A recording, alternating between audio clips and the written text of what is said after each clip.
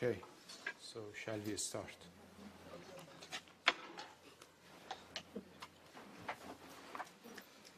So before I go through the remaining parts of the previous lecture, which was on the mixers, I'm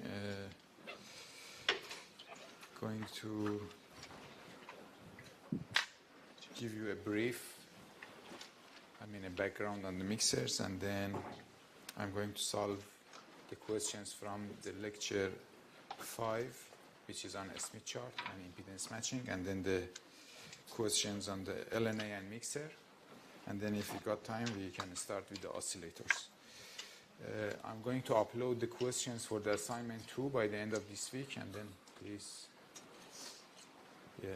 go through them and then submit by, I think it's end of week 9, the due date. So, and next week I'm going to solve the questions of the assignment 1, because officially the time for the due date for the submission is not finished yet, so students can submit by end of this week, but with penalties. So few students did not submit yet, so I'm waiting for them. Maybe they do that.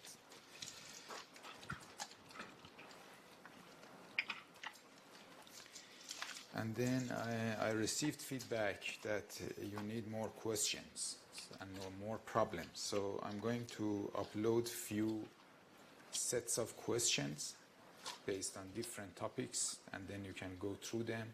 So they are actually only the problems and the final answer. So there is no solution for them, and then you can go through them. If you find any issue, then you can come and ask.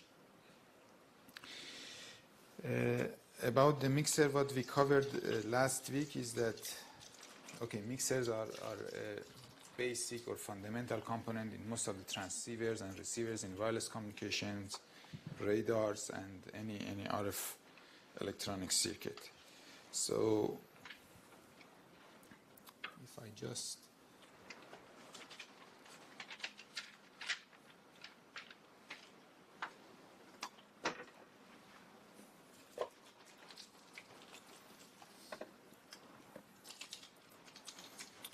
if I want to draw a transmitter in a RF electronic circuit, so we have a microprocessor, and then after this microprocessor, which gives us the digital data, we have a DAC. So this DAC changes the baseband digital signal into the analog.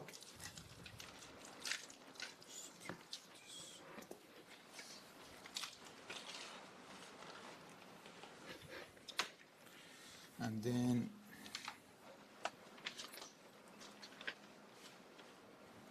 after this DAC, we have a filter.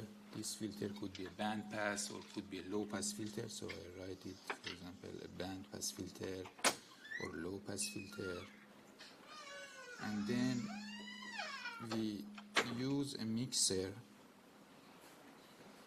to up-convert this signal with the frequency of the LO or local oscillator. So this is the frequency of LO, and this is the IF signal. And then we have a RF signal here, which again we pass it through a band pass filter and then connect it to our antenna.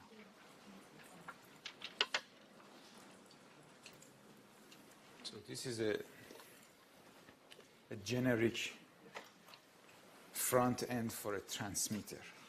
Usually we can amplify our signal in this stage, and in here you can put an amplifier, a low frequency amplifier.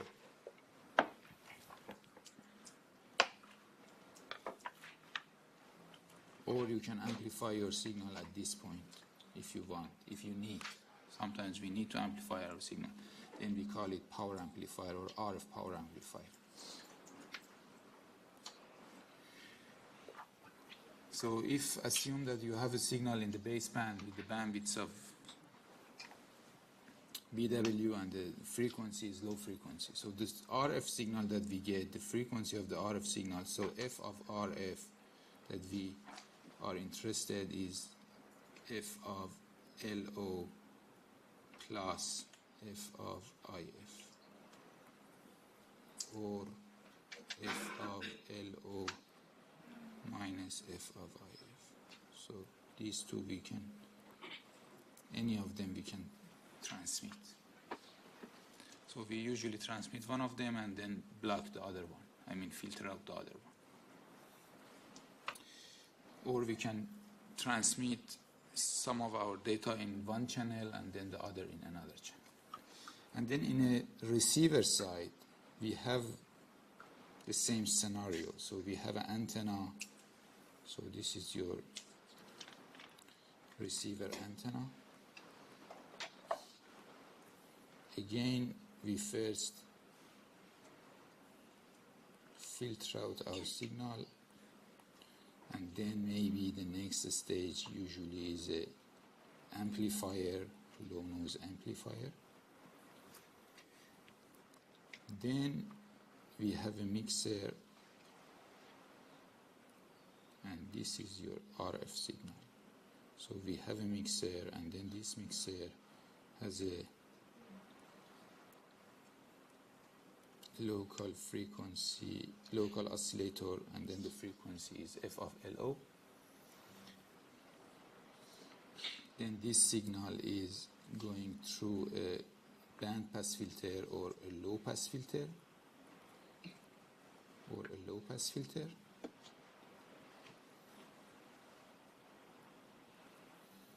could amplify a low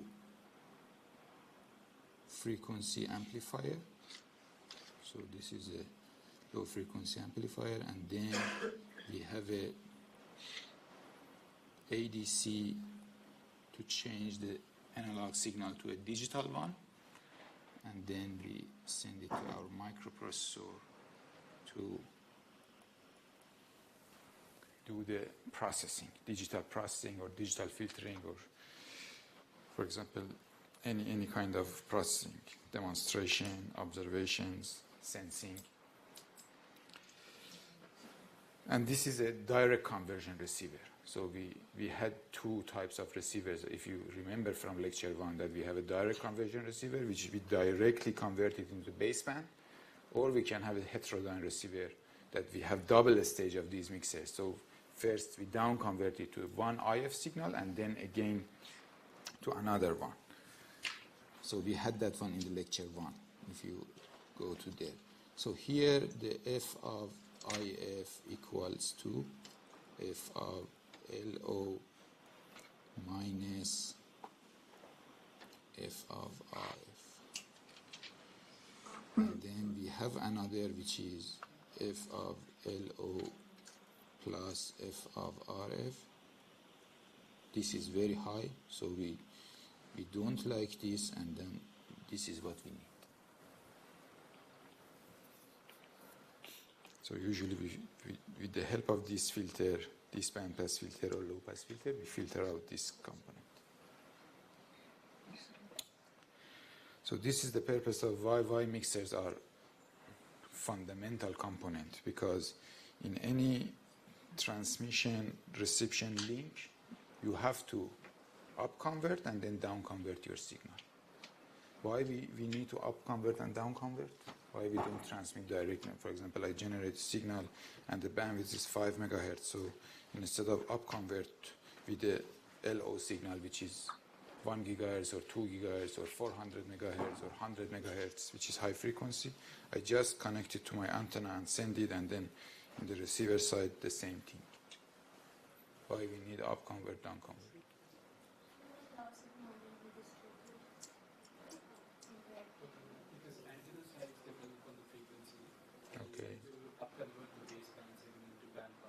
Yeah.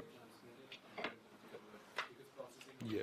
One of the reasons is this. I mean that because an antenna, which is, if you want to use it in 5 kilohertz, then the size of the antenna is lambda by 2. So if you calculate the size of the antenna, it's, for example, 100 meters. Okay.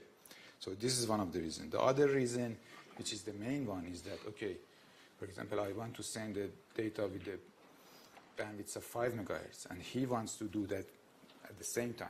So then if we are transmitting in the same frequency band, then there is a collision between these two. So I upconvert my signal to higher frequency, for example, 1 gigahertz plus minus 5 megahertz, and he upconverts his signal to, for example, 2 gigahertz plus minus 5 megahertz, and then there is no collision. He puts his own filters, I put my own filter, and no signal is going to collide. Okay, this is the main thing. That what is the use of two bandpass filters at the receiver? Here and here? Yeah. So this bandpass filter is actually for noise, for reducing the noise, because this antenna receives anything in the air. So we use this bandpass filter, and it filtered only the band that we need. I mean, this bandpass filter, the frequency of this bandpass filter is centered at FRF, and then the bandwidth is the bandwidth that we had in our baseband. So the center is FRF, and the bandwidth. This bandpass filter or low-pass filter could be low-pass filter. So the center frequency is very low. I mean, in the middle of your bandwidth, and then, or if it is low-pass filter, it is just from DC to your bandwidth. This one is for rejection of this component. This one is for reducing the noise that you receive at your antenna. Because if we do not put the bandpass filter, all the noise that we receive from our antenna is going to our LNA and then amplified. Okay. All right, and then we said that, so there are two methods that we can make this mixer. So, because if we assume that we have a LTI system, what we know that in LTI system, if we have a input signal XT and then the output signal YT, the components which comes, I mean the frequency components that we have in YT is exactly the frequency components that we have in XT. So we cannot generate any other frequency components, which is the responsibility of the mixer. So in mixer we have a frequency of RF, and then we want to see that to change it to IF. So LTI system cannot work here. Two methods we can run. First of all, that is that we can use LTV. I mean, the system is linear but time varying. So with the LTV, we can make a mixer, or we can use a non-linear. I mean,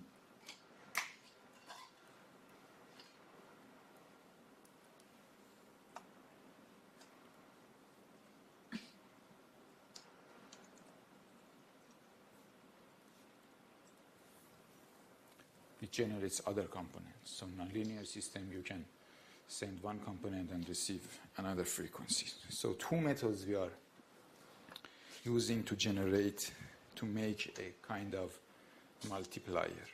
Because if you see here, the mixer is, the operation of the mixer is the frequency translation or transformation. I mean, if we have a signal of RF and we have a signal of LO, then in somehow we can say that if V of RF multiplied by V of LO, then the components that you received are F of RF plus F of LO and F of RF minus F of LO. So when we multiply two sine or two cosine signal, then the output is the addition and difference of these two. Because cosine of omega 1t multiplied by cosine of omega 2t equals to, And if this is, for example, A, this is B, then it is AB divided by 2 cosine of omega 1 plus omega 2t plus cosine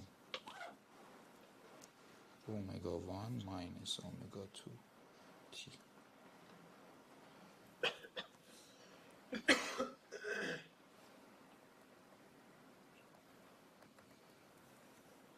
Okay. So if we can make a multiplier, then we can make a mixer. All right.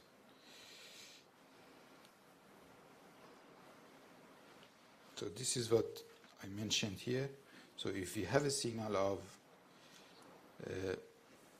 RF with the frequency of omega 1 and then LO with the frequency of omega 2, then by just multiplying these two signals we can receive this at the output. Okay? And then the one parameter that we define, actually two parameters that we define. One of them was the conversion gain. So the conversion gain is the ratio between the IF and RF. I mean how much loss or how much gain we can achieve in this frequency transformation. And we define it as the amplitude of IF divided by amplitude of RF. This is one of the parameters that which is important in the mixer design.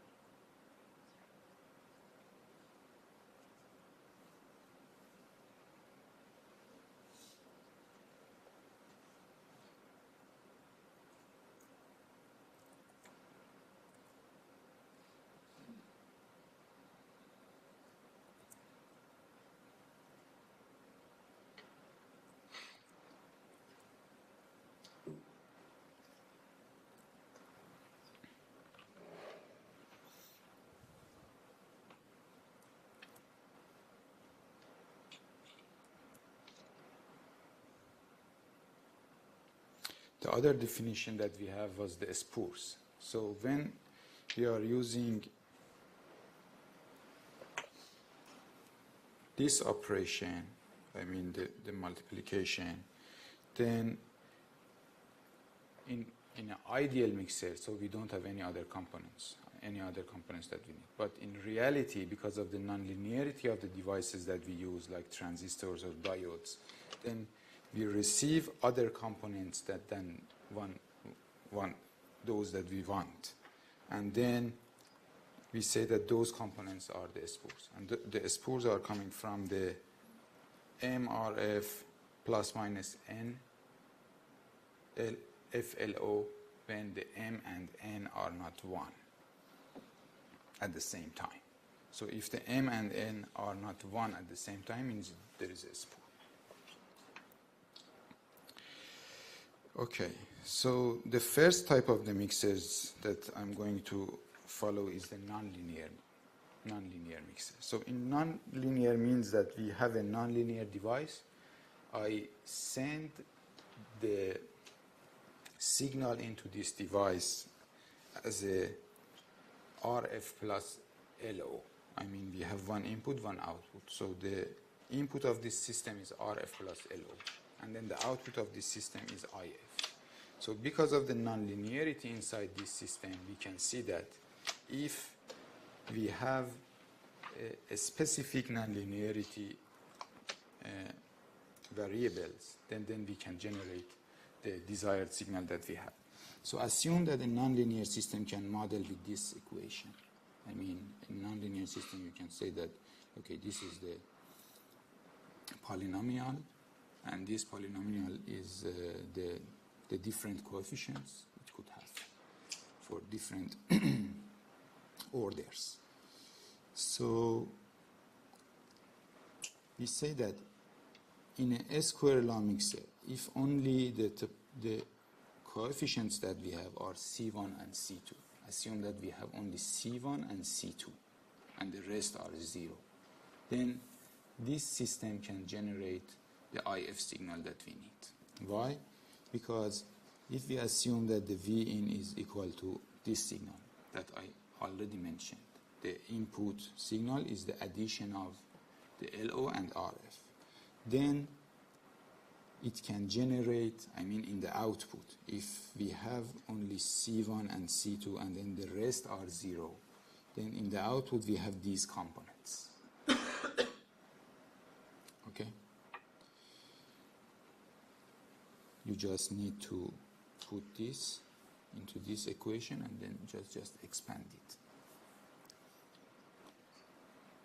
So there are three major components that we receive, and one of them is the one that we are interested, which is the V cross. So we have the fundamental frequencies, I mean the frequencies of the RF and LO is directly go to the output. So these are the fundamental frequencies, which is in the omega RF and omega LO.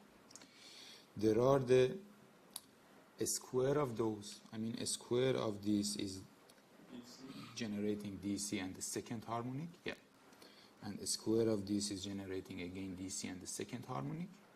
And then the intermodulation of these two, which I already mentioned that when we multiply these two signals, then it generates the sum and difference of the frequencies. So there are three major components. We need to filter out the first two and then pick the third one, which is the IF signal that we need.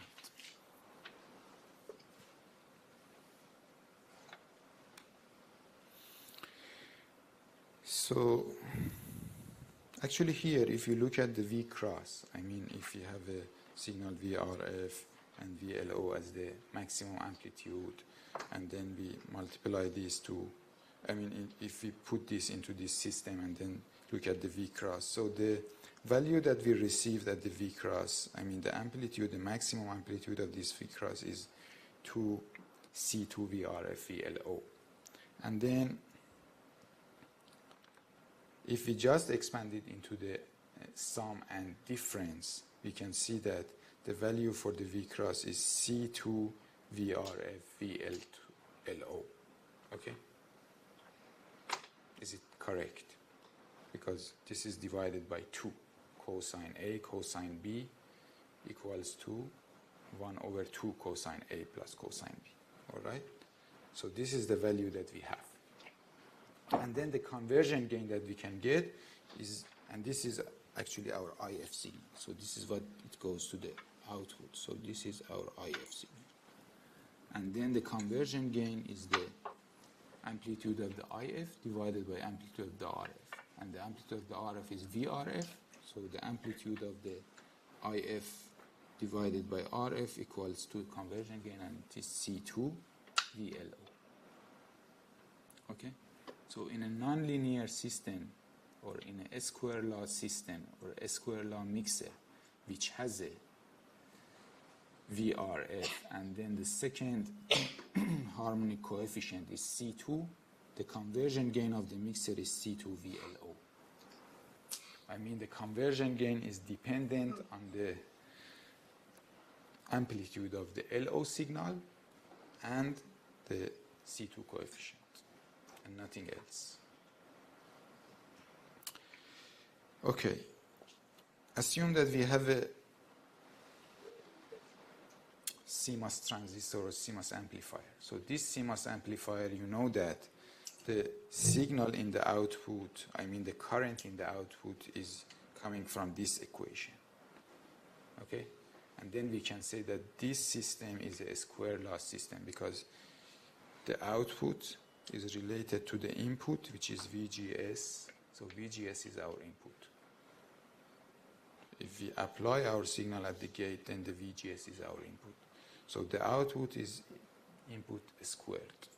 So we can say that this is following a square law mixer.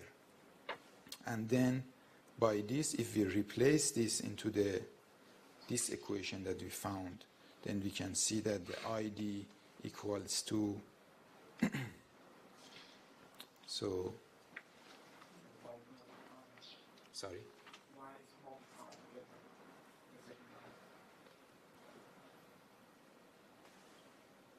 What's the problem with the second line? Yeah, I just wonder why is V by N multiplied by VRN, false VRN plus VRO. You mean this part? Yes. So this is VGS.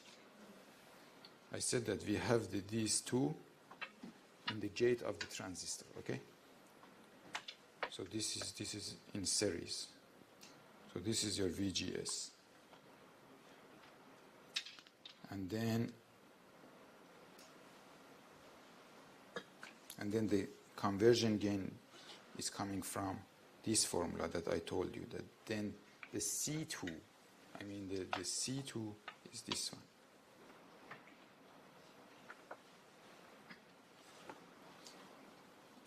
ID equals to C2 V in squared.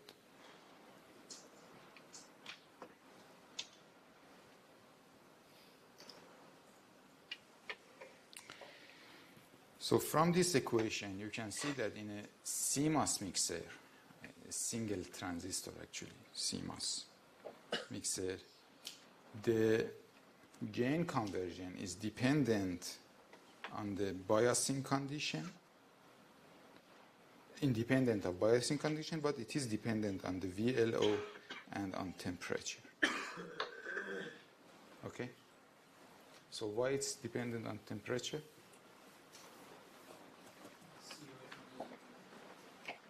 COX. What's COX? COX is capacitor. COX is the gate capacitor. So gate capacitor is not dependent on the temperature.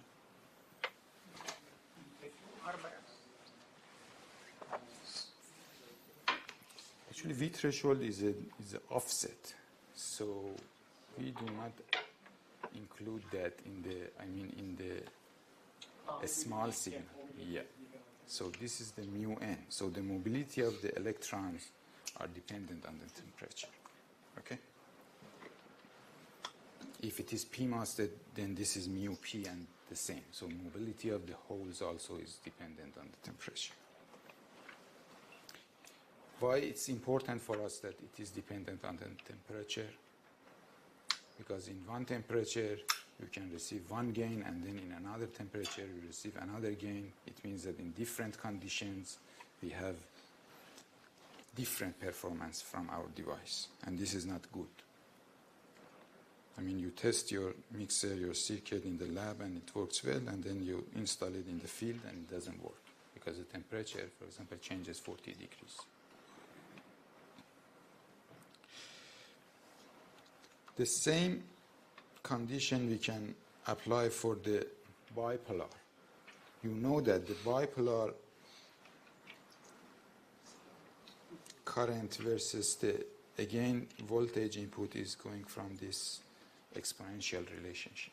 And then exponential we can just write down based on the Fourier series to the polynomial. So it is following the square root of the input. So VBE is V in.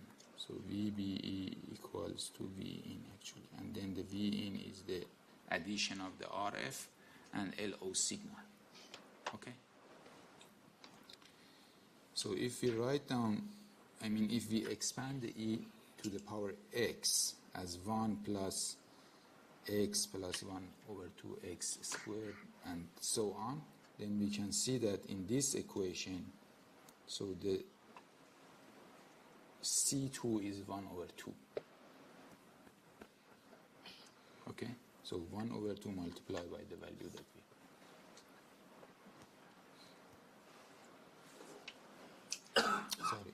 actually C2 is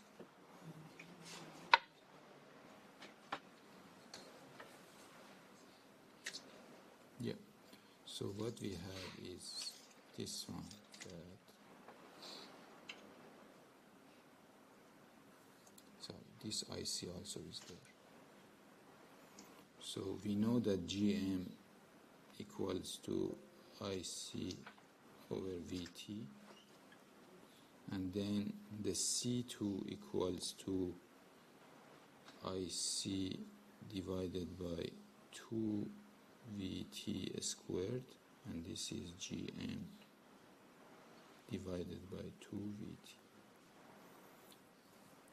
What about the BN? Sorry?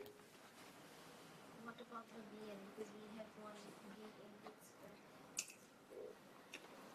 You mean this one? So we saw here that this signal does not contribute in the V cross. I mean, if C1 equals to a value which is here, for example, you said that the first one is not equal to 0, it is contributing in the output, but it contributes in these two components that we are going to filter it out. I mean, the V itself in the output, so it does not have effect on the performance of our mixer. I mean, it does not have any contribution in the frequency that we are interested in. It has component in the output, so we have to take it, filter it out. The only contribution is coming from this component in the IF signal. But now my question was, we do have in the numerator V is like input voltage squared by dt, like V in by dt whole square. Yep. So your question is this, that we have a IC and this IC equals to, for example, A plus BV in plus, or if I can say this is C1 and this is C0 plus C2 V in squared. This is your question. And then what will happen to V in? So this is what I mentioned here. I mean that if we have a input signal like this, I mean if we have a system like this, that the output signal is related to the input in this format, then the conversion gain is coming from this. I mean it comes from the C2. And now I've just written the output based on the input in that format. And then this C2 is this value. This C2 is this value. And then the conversion gain is just this value multiplied by VLO. Okay? So the difference between this structure and CMOS transistor is that you see the conversion gain is dependent on the biasing as well. So by changing the biasing criteria, you can change the conversion gain of the bipolar, which we cannot do in the MOS. So this is the only difference. Because this GM is dependent on the biasing, and then by changing the biasing, you can change the conversion gain. But again, it is dependent on the LO. So if your LO, I mean your local oscillator amplitude changes, then it will change. And also it is dependent on VT, which means that it is dependent on temperature. Yeah. Clear?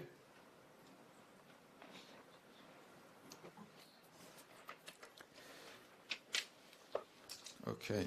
What's the purpose of these two?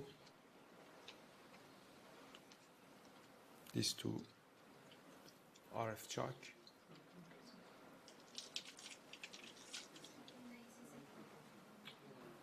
True. Does not let the AC signal, I mean the signal that we generate at the IF or other components spores, go into your VCC. I mean it protects these two DC elements from your circuit. And these are the actually DC blocking. So these are DC blocking capacitors, these three. Does not let the DC goes into your RF, IF, or LO. Okay?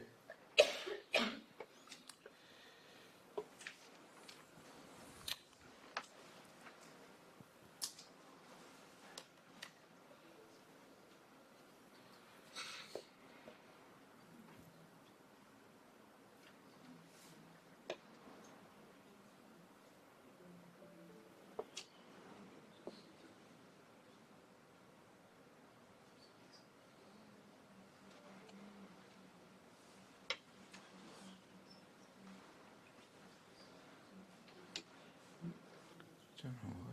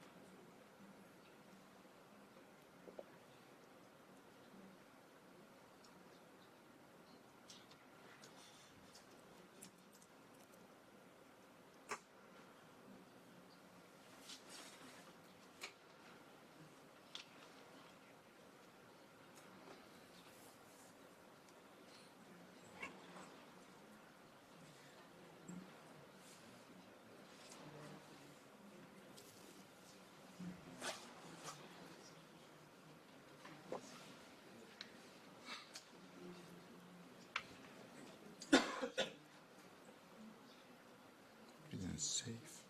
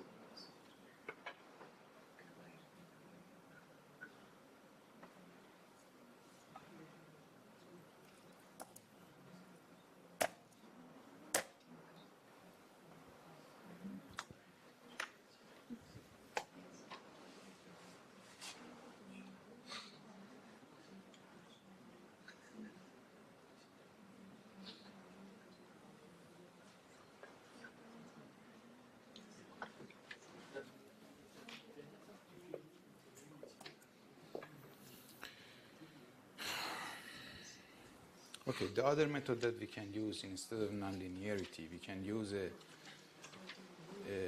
pure multiplier. Okay, how we can make a multiplier in electronic?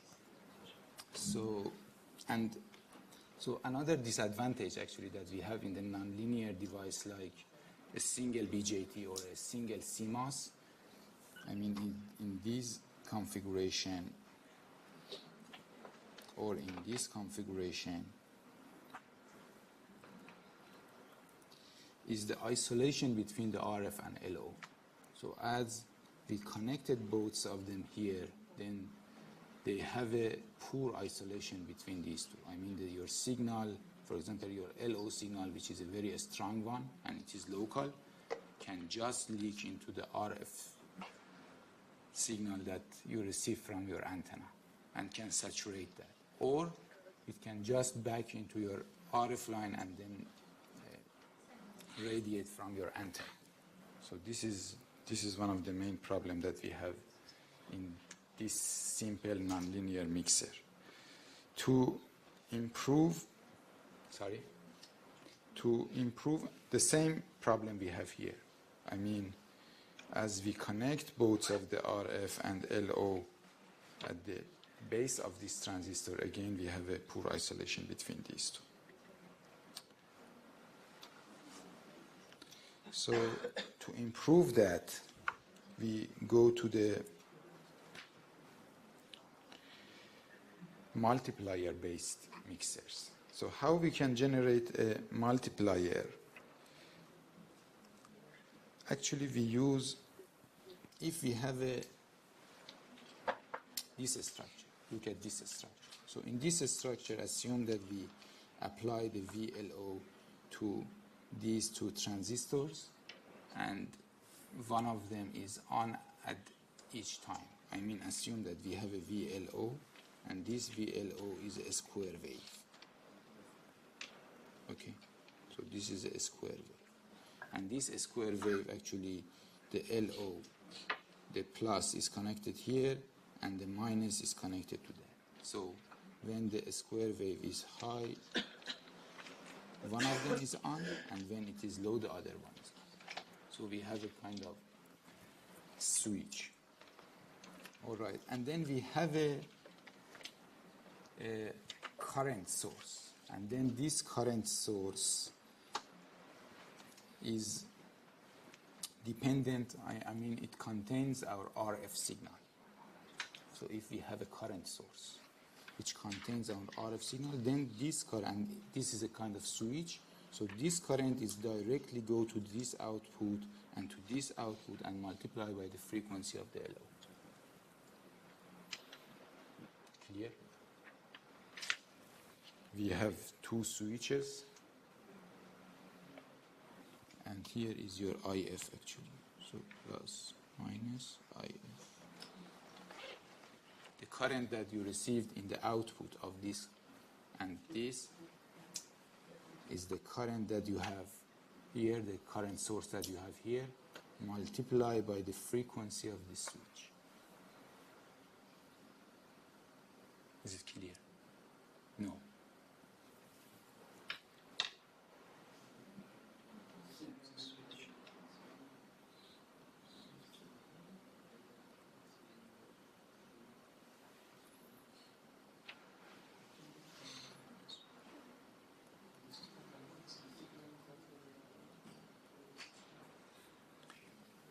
If I turn on off this switch with the frequency of FLO, do you agree with me that the output that I have is this input signal multiplied by this frequency? So I have a switch here. I apply the LO to this switch to turn this on off. So we assume that this is a perfect switch. And then I have a current source here, that this current source contains the information of the RF. I mean, it contains the RF information. Then you agree with me that the current which is going into this and into this is the multiplication of the RF signal and the LO signal. Yeah, but the frequency is kind of in the term of square wave. Software you apply to the two of these MOSFET. We will see that what's the output. Yes, true. It could be a square wave, but the square wave contains a sine inverse as well. Yeah, it contains all the.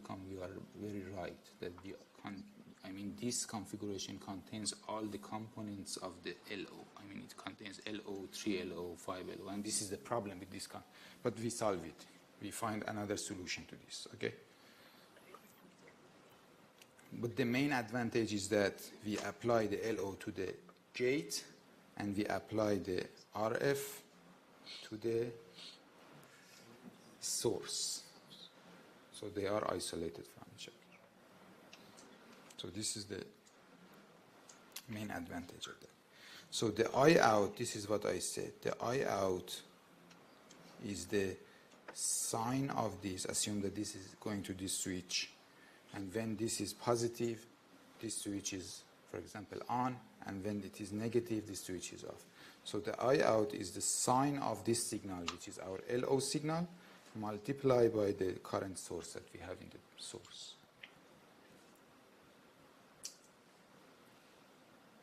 Is it clear? Okay.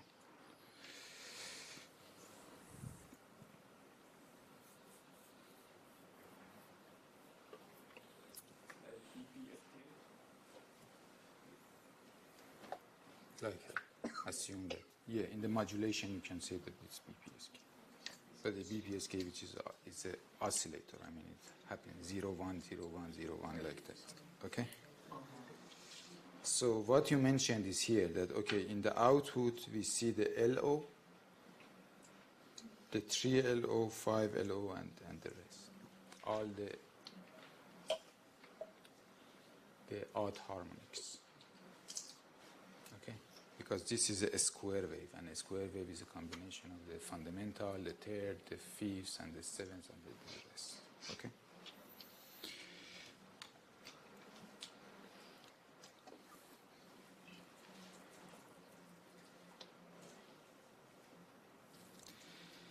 But how we can make a current source? So now the problem moved to if we can have a perfect current source here. And then the perfect current source you can just make with a single transistor. I mean a transconductor, because a transistor is changing a voltage to a current. So we can put a transistor instead of this, and then change the VRF to IRF. And then this IRF is going to happen. So we need actually a transconductor stage, and then we add this transconductor stage to the switch, to the topology that we have. Okay? You know that here the I which is going into this is IRF plus the biasing that we did. So we just need a transconductor here, and then this transconductor, so you have to make it as linear as possible. I mean, if any harmonics is generated, then that harmonics are going into the output as well. So this is the problem with the, so we need to make this stage as linear as possible, and we saw in the LNA section that by adding a degenerative impedance here, which for example in low noise amplifier we use inductors to reduce the noise. By adding a component like this, then we can make the gain of this stage, this transconductor, as linear as possible. I mean, it is more linear than a square. Okay? And if you write down, I will solve this question in the exercises, but if we write down the equations for this structure, then we can see that this structure has a conversion gain of 2 over pi gm. What does it mean? It means that it does not relate on the VLO. So a single balanced mixer, which is coming from a direct multiplier mixer, so the single balanced mixer gain is not related to the maximum voltage of your local oscillator, which is very important. I mean, if your local oscillator voltage has an imperfection and changes during the time, but the gain of your mixer does not change. This is very important. As far as these two are working in the switch mode, then it's good. I mean, our first assumption is that these two are working in switch mode. I mean, the voltage that we have here is high enough that these two are working in the switch mode, in the linear region. Okay? So the VLO should be a big voltage.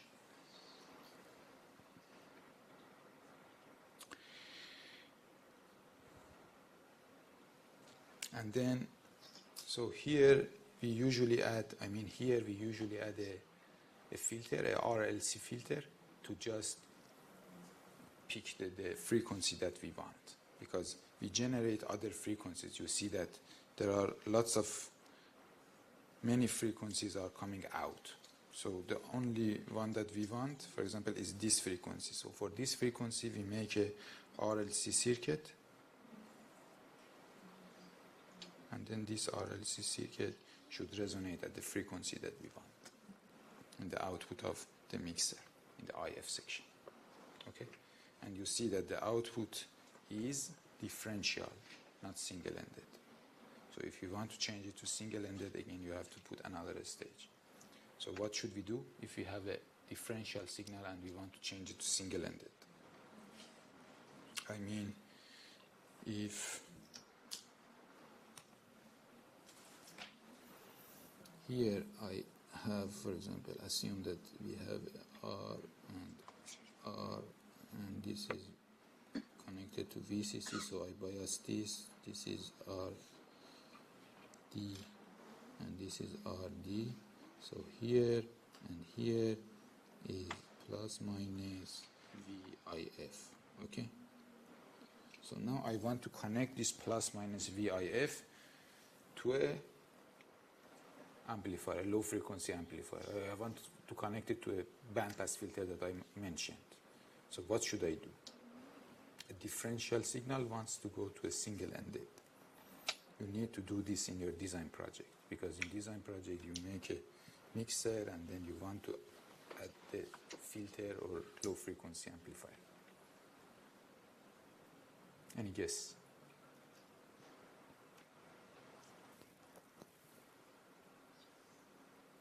How we make a differential signal to a single-ended?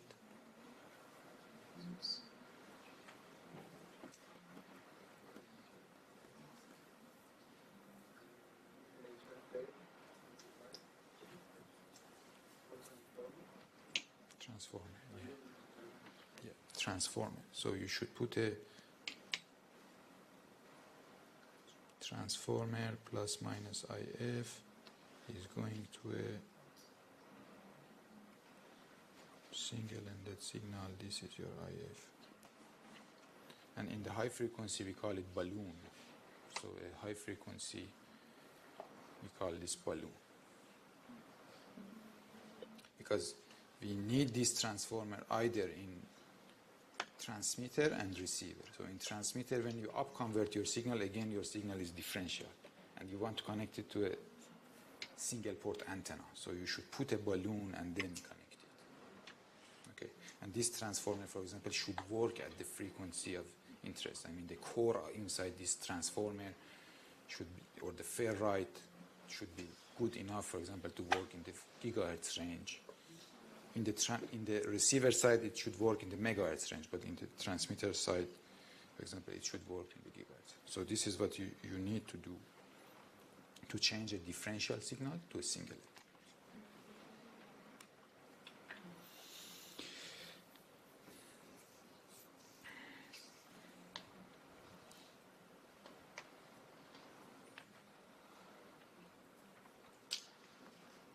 So the answer for your question that, okay, we have the other, as it is a square shape, so it has the other harmonics. As it has the other harmonics, then we can make a double balanced mixer. Okay? So double balanced mixer, exactly we replace the same, and then here we generate this signal, and here we generate this signal. And then when these two are going to the output, then it does not have the LO component. You can write down the equation for this. And the double balanced mixer is the most common mixers that we use in the RF electronic. I believe the one that you use in the lab is double balanced. It's not active, but it's a double balanced. It's a passive double balanced mixer. We see that what's the configuration for the passive. But the double balanced mixer, the main advantage is that the LO and the 3LO and the 5LO, these things are not going into the output, which we don't like. I mean, the LO-IF isolation is high. Okay? If you write down the equations for this, I mean, if you write down that, okay, what is the output for this switch and what's the output for this switch, and then in the output you see that the LO components are not going into this line, also for this. And then how we can make these two is just a differential amplifier. So we put a differential amplifier and then two sets of a single balanced mixer to make a double balanced mixer. It's more complicated, but it's very convenient and the performance is very good. Especially in terms of this, because removing this LO, this is true that the LO is far away from our IF. For example, our LO is 1 gigahertz, and then we down convert our signal to the baseband, so it is far away and we can easily filter it. But it's not as easy as this, because most of the filters are reflective filters, and then when we put filter, okay, the signal does not go through, but all the signals reflect back to your mixer. And when it reflects back to your mixer, it has a high degradation in the performance of your mixer. So it's better than to filter it out, to just remove it here.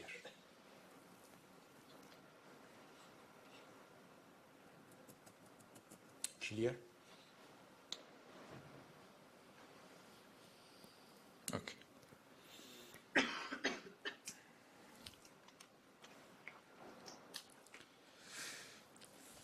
So the same idea we have for the bipolar.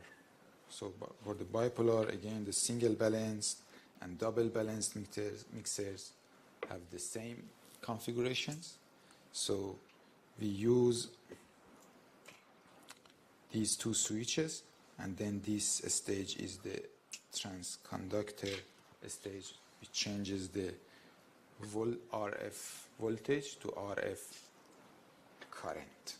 So by changing the RF voltage to current, then we can assume that we have a current source here, and then the rest of the story is similar to CMOS. The same thing for the double balance mixer. Again, we have a transconductor stage and then two switching.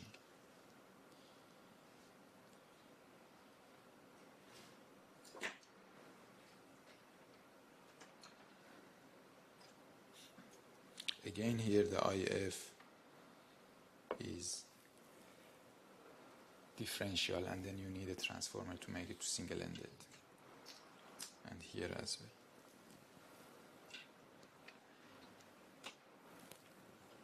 So here ZE is being added for linearity, just like inductance. Yes, ZE here and here. We usually use a inductor. Yeah. You can use a small resistor as well, but resistor actually add noise. The problem with resistor is add noise. But resistor is more wideband. I mean, because the impedance of the resistor is always similar, but the impedance of the inductor changing for the frequency. So in the wideband design, maybe we have to use resistors, but in a narrow band, you can simply select the value of LE very perfect, and then the linearity is much better than that. And also the noise figure of your mixer is reducing. Yep.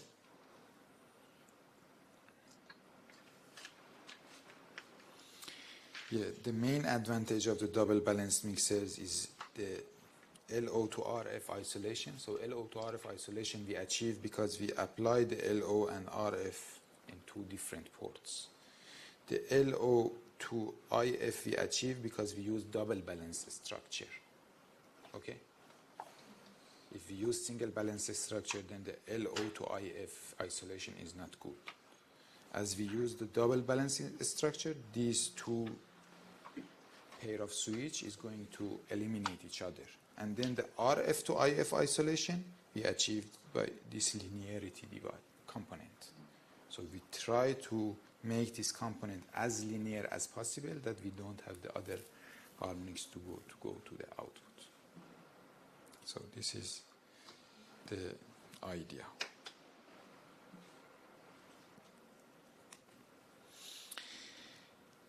So what we covered up to now is the active mixer. What's the meaning of active?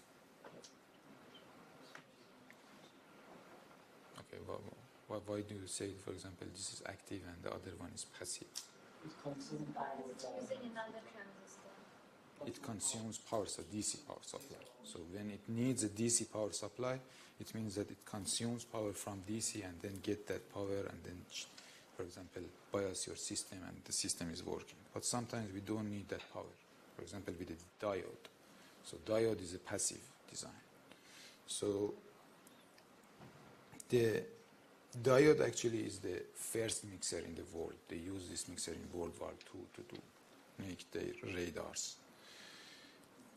As we know, the current of the diode, again, is, the current which is passing through a diode, the relation between the current and the voltage is coming from an exponential equation. And then this exponential equation, sorry, if we expand it, then we can see that it has the first order, second order, third order, and the rest nonlinearities. So it can use as a mixer. I mean, if we apply this V in as, again, A VRF plus B VLO, again we see those components that which comes from the LO plus RF and LO minus RF in the output. And then we use these three components. What's the purpose of these three? To tuning, yeah, to pick the frequency that we want, the IF signal that we want. So you have to select the value for L and C in such a way that the FIF equals to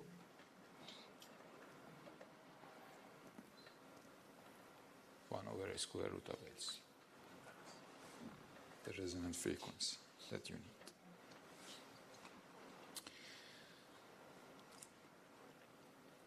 So actually this is the structure that you used in the lab. So this is a double balanced mixer, passive mixer.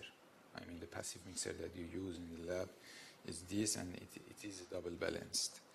So they use 4 diodes. So we can make a single balanced mixer by using 2 diodes. So these two and a transformer. So by adding 1 transformer and 1 diode, then we can make a single balanced mixer. And what's the advantage of the single balanced mixer comparing to the previous one? What's the main advantage of the single balanced mixer to nonlinear system? Why we moved from nonlinear to single balanced? Isolation of RF and LO. Because here again we have to apply RF and LO to single diode, but here the port of the RF and LO are apart, and then you have also a transformer between them. So the main reason that we move from a nonlinear device, a simple nonlinear device like a diode or a single BJT or a single CMOS, to a more complicated structure like this, to add more components, is to increase the isolation between RF and LO, which is crucial because if you do not do that, then your transmitter is not getting any FCC or I don't know, here the Australian Communication Systems Regulatory Approval, because your LO is going back to your RF and then radiate from your antenna. So you made a receiver, but your receiver transmitting your LO. And then they said that, okay, it's not compatible with the EMC EMI. So you have to increase the isolation between your RF and LO as much as possible to achieve the regulations limitations. Okay? So, and here it says that the LO drive should be high enough, for example, greater than 7 dBm, which is usually for, I mean, a similar number for most of the passive mixers. I mean, independent of you buy a mixer from which company, most of the time they say that, okay, the minimum LO should be 7 dBm. And then this 7 dBm, make sure that these 2 diodes are always on and off, I mean working as a switch, independent of what is the value for the RF magnitude. I mean the voltage which comes here and which comes here. So if it is 7 dBm, then it turns this diode on and definitely turns this diode off. So 1 diode is working at each time. I mean, if here is plus and then when it changed, then this diode is on and this diode is off. Okay. Independent of what is the value for your RF. I mean, the value for RF is also, if it is very high, I mean, if it is 0 dBm, which is not, usually our RF value is very low because we receive it from our antenna, also we amplify it, but it is low. and then these two diodes are always on, and the mixer is working properly. And then for the double balanced mixer, again the same with the same idea as we saw before. So these two diodes and these two diodes are on in one cycle. So the left is on in one cycle, the right is on in another cycle. And then the double balanced mixer, passive mixer, also has this advantage that the LO to IF isolation is high. And I think there is a typo here, so this should be LO.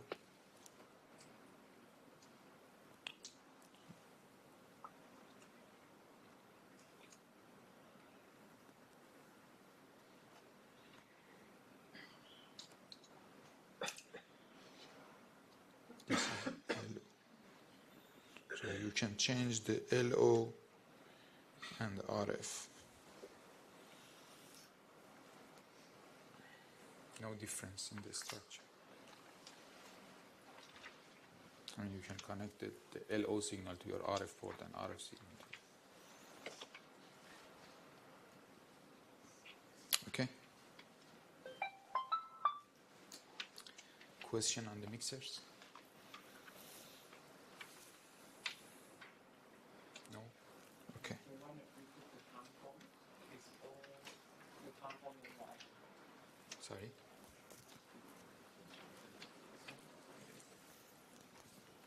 Yeah. Yeah, it's for here, right? Yes, it's for here. It's for IF. So the transformer we use for the IF, because the IF signal is the one that you want to use in the next stage. And next stage of the mixer is usually a band pass filter or a low pass filter or a low frequency amplifier. So it's a single-ended. So we need to change that differential signal into a single-ended signal, and then we use one transformer to do that. Yeah. For square law MOS mixer, how did we get rid of the biasing condition, the V bias? Yes, square law MOS mixer. You mean in the conversion gain? Yes. So in the conversion gain, you have to. So you see that it's coming from this equation. As it's coming from this equation, and then this C2, we see that this C2 is this value. So it's independent of the biasing. I think we derived it from the current. So actually here, the ID, which is the I out, is C2, the V in squared. So this is your C2. Okay. But in the BJT, the C2 is different. I mean, the C2 is dependent on the GM. Yeah. In the active bipolar mixer, how does bias point affect linearity?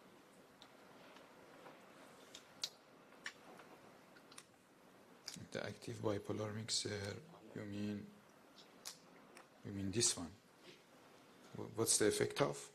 No, the next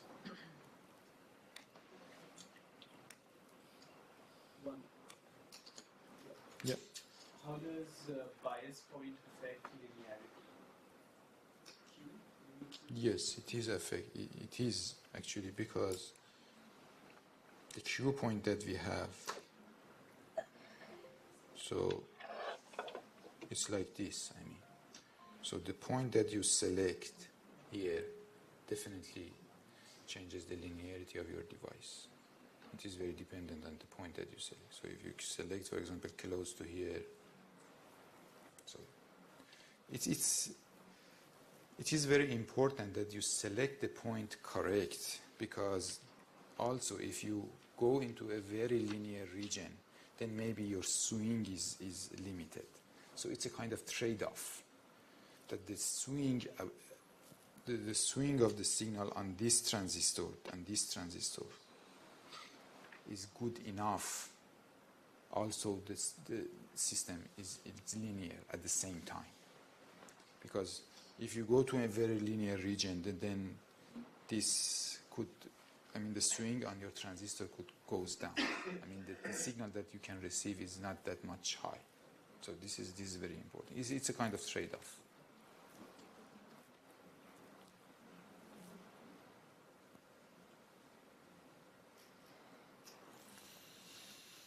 Okay, so if there is no question, then I'm going to solve questions on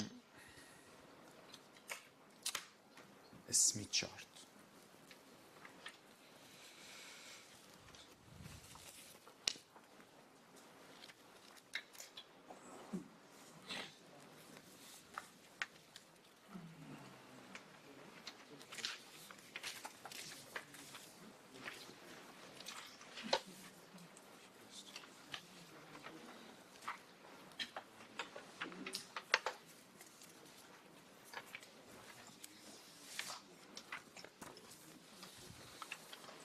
Okay, one more thing is that it remains from the previous lecture. Actually, two. So one is this active biasing LNA that I got confused with that the other time.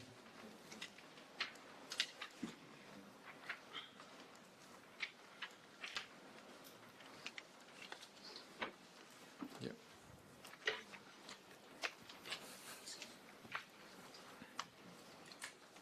So in here,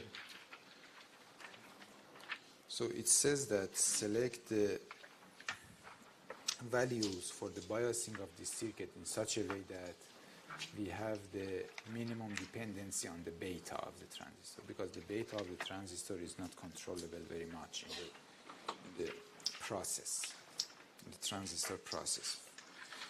So what I was confused was here that, okay, we know that this I said that the VC1 is V threshold minus R threshold IC1, and then this R threshold, if we write down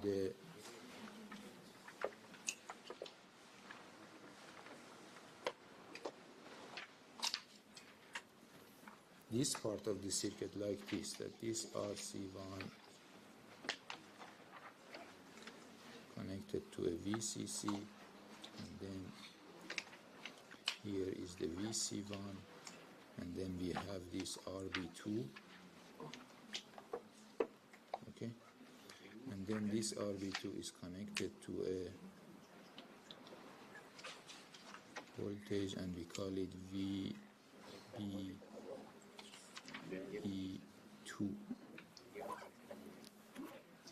okay. And then from this point, I look at the R Thevenin and V Thevenin, and then I can write down that the VC1 is the V Thevenin minus R Thevenin multiplied by the current which is going into that. Okay? So the R Thevenin actually is the RC1 in parallel with RB2. So R Thevenin is RC1 in parallel with RB2,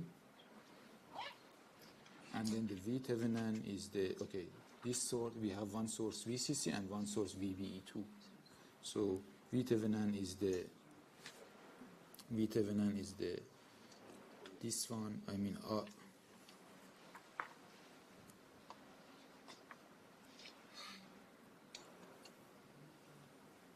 so V Thevenin equals to two components. The first one is RB2 divided by RB2 plus RC1 multiplied by VCC, and the second component is RC1 divided by RB2 plus RC1 multiplied by VB2. Yeah. Okay. And then this is easily, you can find the R Thevenin and V Thevenin, and then just replace all these into the first equation, which is IC2, and then find the derivative to minimize the dependency of the IC2 to the beta. Okay? Clear? The other thing is the cascode. So cascode configuration. So in the cascode configuration, I made a mistake. And so I said that in the cascode configuration, this transistor does not give you any gain. Okay? Maybe in this configuration it is correct. Okay? But in the whole it's not.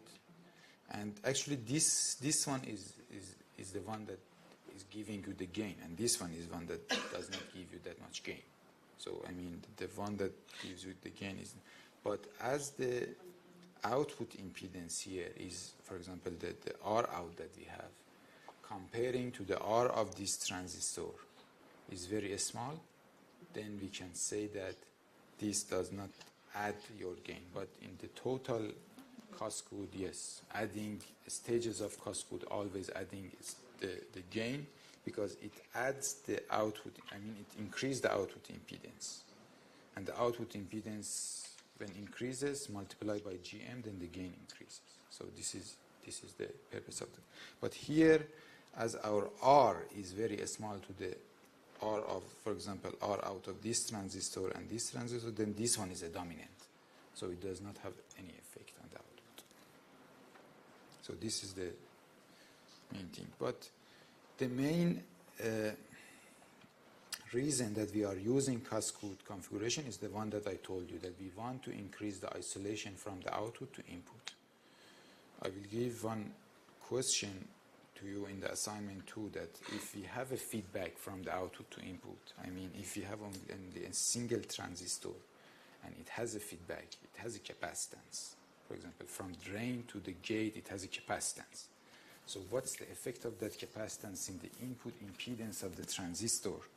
And then definitely it has effect on the matching for the input and output. So this is what you are going to solve and do also the simulation in the software. Okay. But the input impedance of M2 should be very high, right? Input impedance of M2 from here, you mean? No, from the source. So the input impedance of this from the source is high, yes. It's the RO of this one. No, from the source of M2. Looking from the source of M2. From the drain. From the drain, from this direction to M2. So from the drain, the input impedance is this R. No. From the source. From the source, yes, is the R out of this transistor. True. I mean, looking from M1 to M2 Yeah. at the source. So this M1 has a output impedance. Any input impedance of M2 from the source. Yeah. I mean, you want to replace this with the impedance and then see that what's the impedance from here. Is it very high? Right? Yeah. We can multiply. Yeah, we can multiply. And then actually it multiplies with the, so in the total cascade, if we, I mean, if we don't have this structure here, I mean, if we connect it only, and then if we get the output, so then cascade increase the gain because the output impedance of the structure is increasing. Okay? But here, as we have a LC tank or RLC tank here, and this R is dominant, then it does not have that much effect on the gain. This is what I want to say.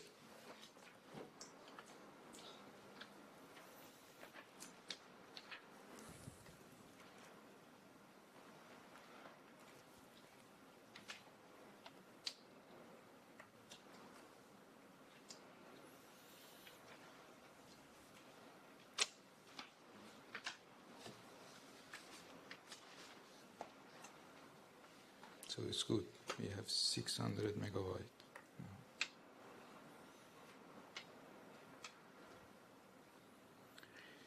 Okay.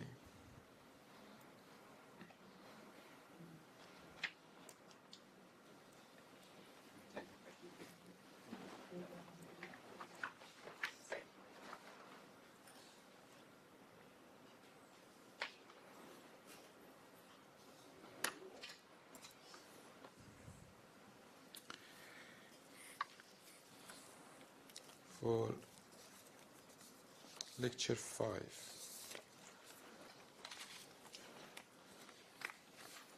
So the first question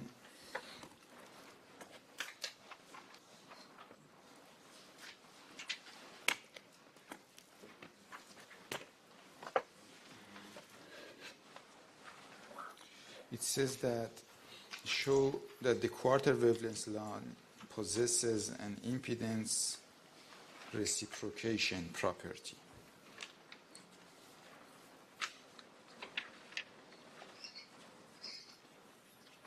Demonstrate how one may exploit this property to convert impedance to admittance and vice versa.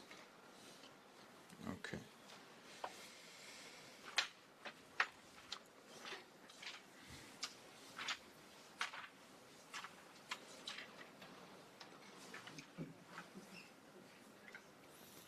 So what we had, if you remember, I mean, if you studied in your private time and you remember from your study, then we had this equation that Z in equals to 1, Z in actually at any D equals to 1 plus gamma D divided by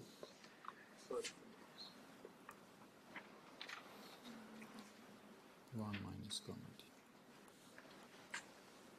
Okay.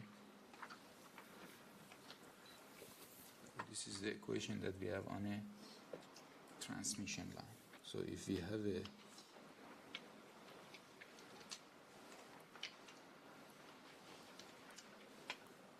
ZL and then we have a transmission line here, and then this transmission line, the length is D, then at this point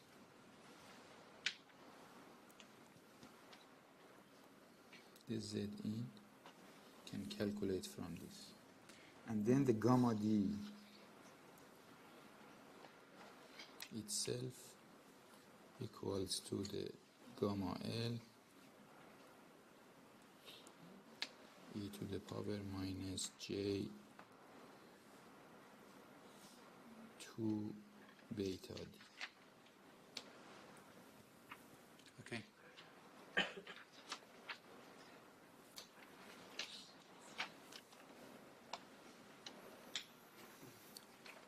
So if I just find that what's the y in, so y in equals to 1 minus gamma D divided by 1 plus gamma D.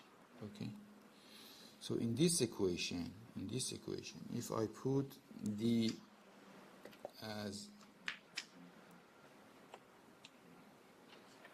lambda by 4, which I want to see that what will happen. So if I put D as lambda by 4, then the 2 beta D equals to 2 pi over lambda by 4, true, which equals to pi.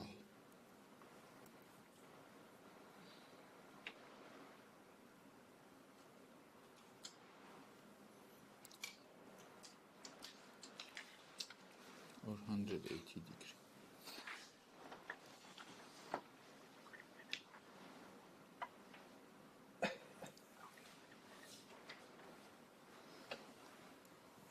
I means then the gamma D equals to minus gamma L. Okay. It means that here, if you replace your gamma G with minus gamma L, then you see that you can change the Z into Y.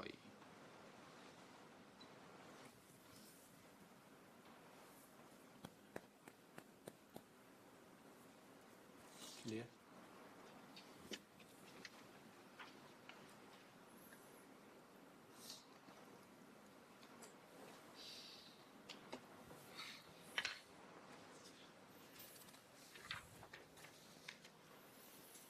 And then it says that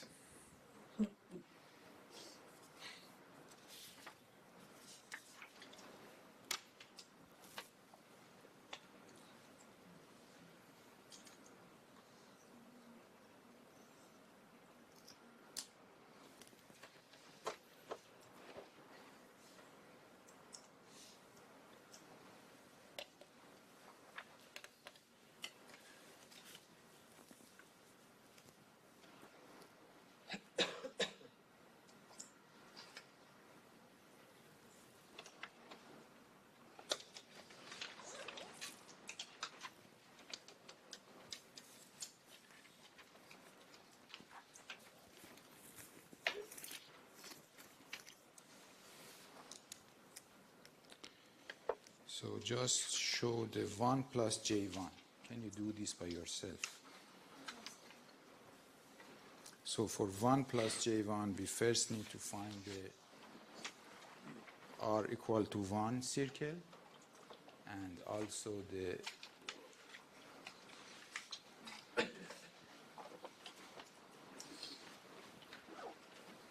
which is this one. So this is the R equal to 1 circle.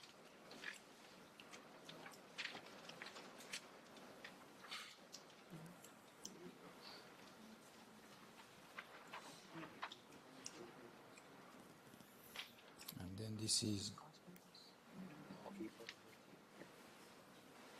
J equal to 1.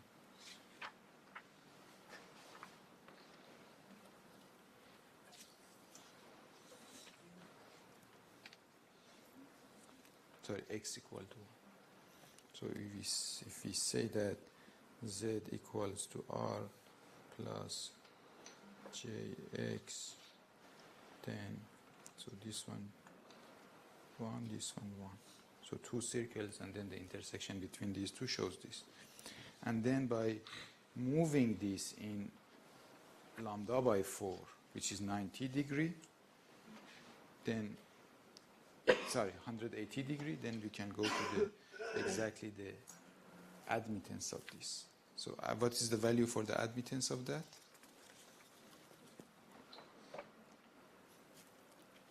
Do you have a ruler?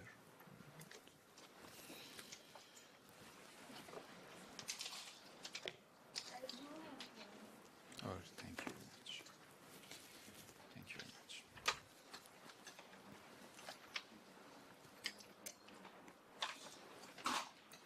So from here,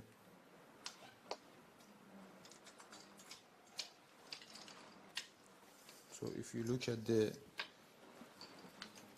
what's the value for this? For example, it is 60 something degree. Okay. And then if we just go 180 degrees, it means that we need to go again up to this line, and then the amplitude of this should be the same as the other one. So the amplitude of this, for example, is 1, 2, 3 something, 3.25 from here to here, and then from here to here again 3.25.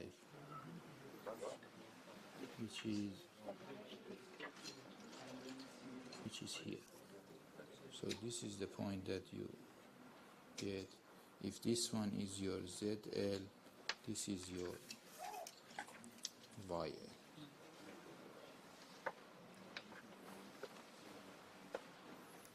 So this length and this length should be the same. And then I also rotate 180 degrees.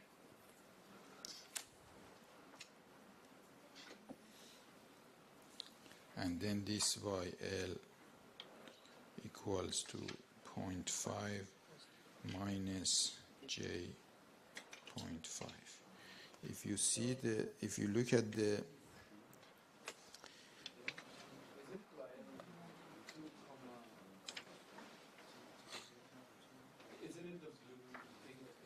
yeah, you have to look at the blue. This is what I want to see. 1 and 1. I mean, if you are looking at the red, then it is 0.5 minus J 0.5. Okay. In the blue, yeah, it's 1J1. True. But in the red, it is 0.5 minus J 0.5. So this is the circle that we have for the red, and this is 0.5, and this is the one that we have, which is minus J 0.5. So this one and this one. Okay. For the y, should it be minus or plus? Minus. No, for the y is minus. It's minus. I said that. So in the y, the lower one. No. See, the y of this one is 1 plus j1. I mean, if you are looking into the y, it is 1 plus j1, and then yes, in the lower part it is plus, and in the upper part it is minus. But we are looking into this one. Just if we look into the y, because it's on the right hand side of the real axis, that's why we give plus. For the y, the lower part is the j plus, and the upper part is the j minus. And because of that it is in the lower part, it is 1 plus j1. True. But if you are looking into, I mean, forget about the blue. If you are looking into the red, then when you are looking here, then it is 0.5 minus j 0.5. Because in the impedance, the lower half of the Smith chart is negative.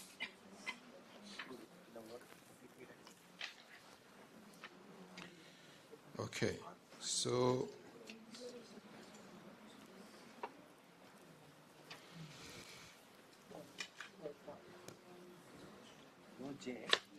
okay, we can have a break and then go. And during the break, if you don't want to go, please have a look at your questions. See that.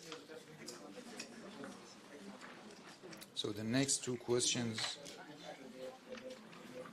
is a similar one that you will receive in the exam. I mean, it is very similar.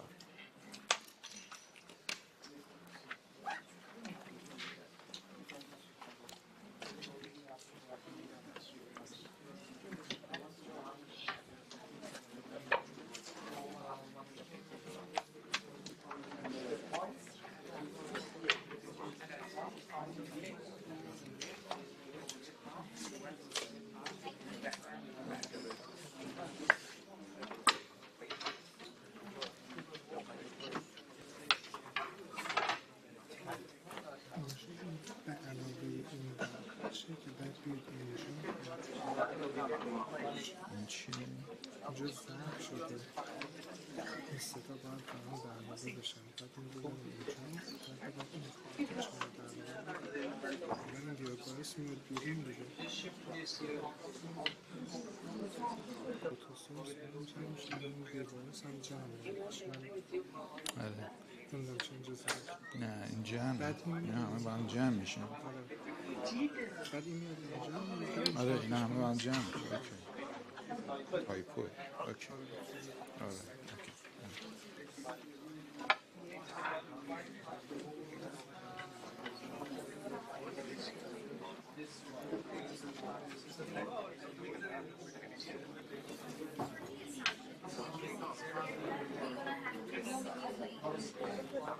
No, one, yeah, to simulate as well. To get ready for your design project. I mean, to play with the software. Don't forget about the software. Yeah.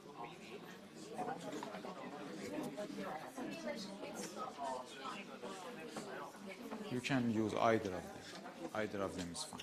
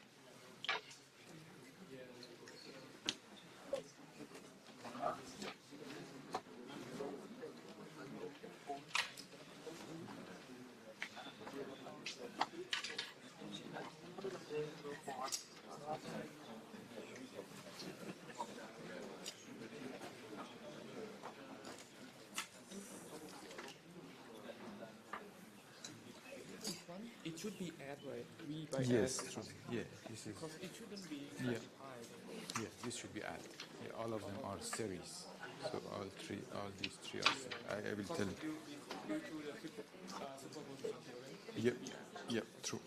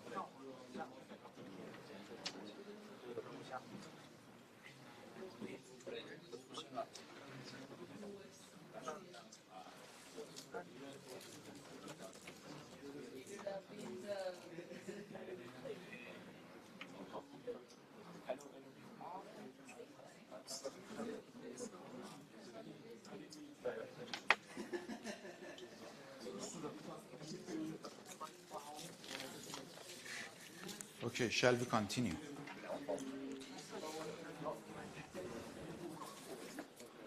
In the second question, so you got a ZL, and then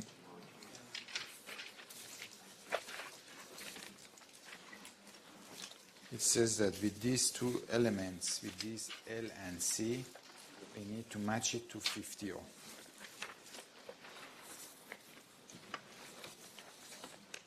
Okay, and then find the value for the L and C.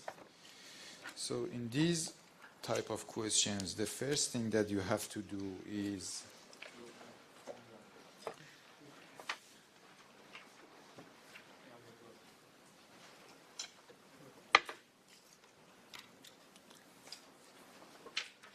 normalize. To normalize your impedance. So this is the first step. So we have an impedance of ZL, and then you need to find out what is the corresponding point for this impedance and the Smith chart. So it says that ZL equals to 150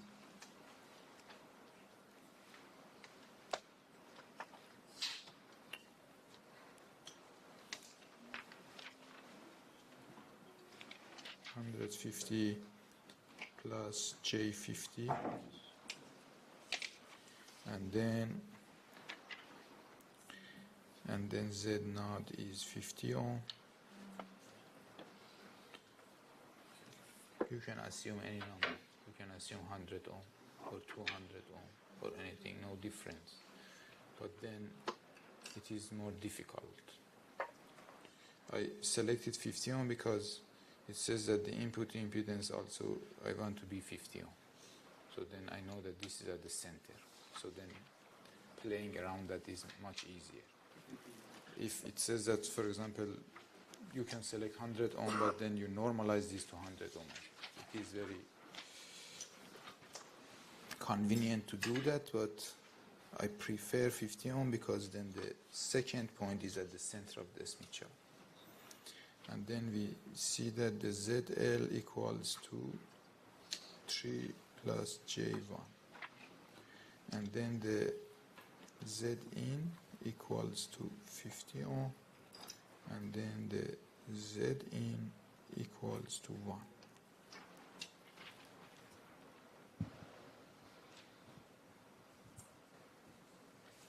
All right. It means that we need to move from point 3 plus J1. So 3 plus J1 means on this circle,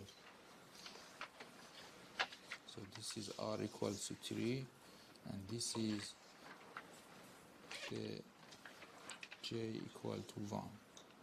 So from this point, so this is the point, if I call it, for example, point A.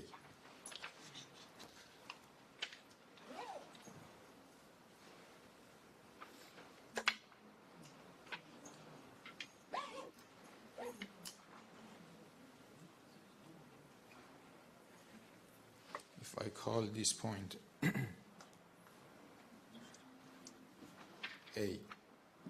and then call this point B, and then call this point, for example, D. Okay? So then this point is the A, and this point is the D. So I want to move from A to D. This is what I want to do. And it is mentioned that I need to add first one capacitor and then one inductor. So the first capacitor is in parallel, and then the inductor is in series. So when it is in parallel means the first one I need to move on the Y circle.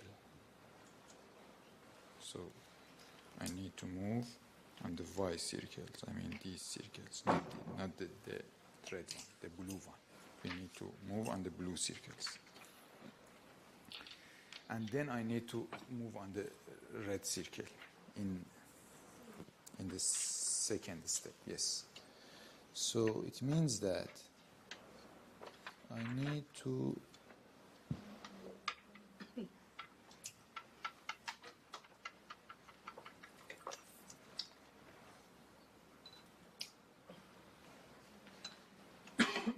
and then for this one the Y circle is this.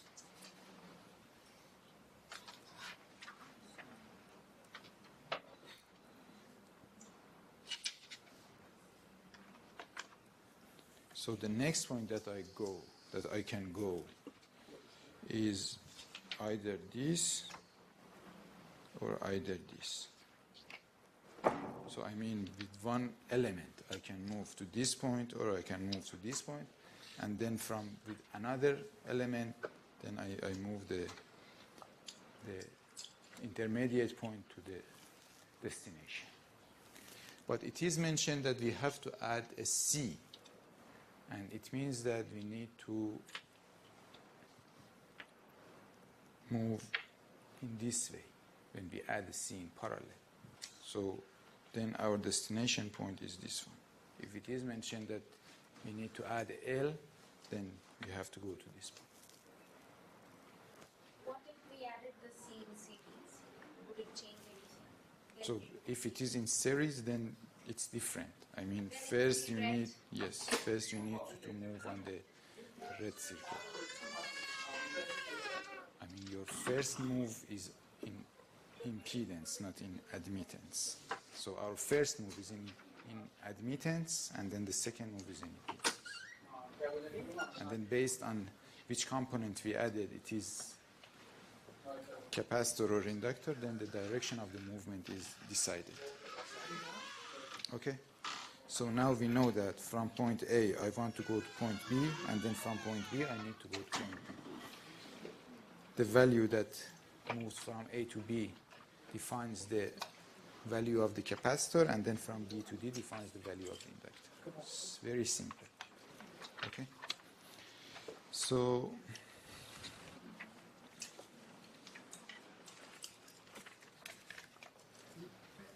if we look at the point B, what's the value for the admittance of the point B?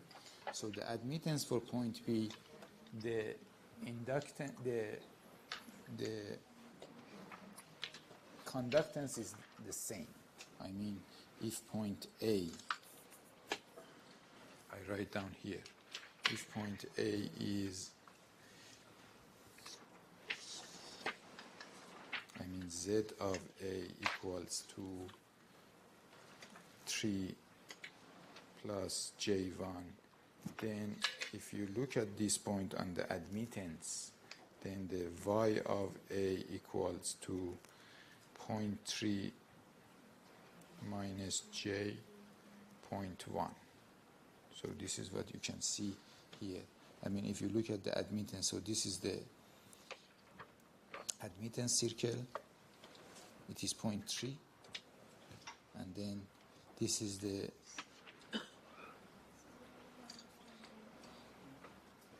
admittance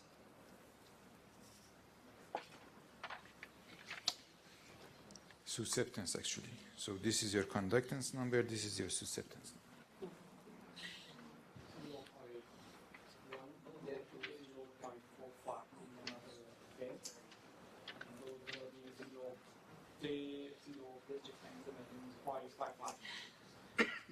I mean, yeah, true. So we have this point. First, we need to find out what's the value for the admittance of this. And then from this point, I'm going to here. So the admittance actually for this point, the conductance is the same. I mean, the conductance is the 0.3, but the susceptance is changing because of the C that we add. So what is the susceptance for this one? The susceptance for this one is, for example, here. Something between these two numbers, which is, I can say, 0.45. Okay? So the Y of B equals to 0.3 plus J 0.45. I mean, the B of your capacitor then is 0.55. I mean the difference between these two numbers, this number and this number. 0.45 minus 0.1 is 0.55. Okay? Why did we subtract? Like, I mean the amount of susceptance that you need to add to point from here to here is 0.1 minus 0.1 to plus 0.45. So it means that you have to add 0.55. Okay? So this is the value for your capacitor. And then we have to move from point B to D. Again, we need to find the value of Z here. I mean, now we have to look at the Z of B. So this is the Y of B. And then if you look at the Z, again, this is your circle. So the circle is, so the Z of B actually equals to 1. So this is on circle 1 minus J 1.55. This is what I calculate. So, I mean, you should look at this one. Somewhere here. Between 1.4 and 1.6, for example, 1.5. I calculated it is 1.55. Okay? And it means that from this point ZB, we want to go to the ZD, which is equal to 1. So we need to add X of L equals to 1.55.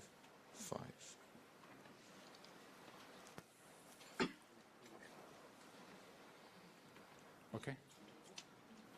So we have these two numbers, X of L 1.55 and B of C 0.55, and we know that the F equals to 3 gigahertz. So the L equals to x of L divided by omega, and then at the end of the stage you have to again normalize it.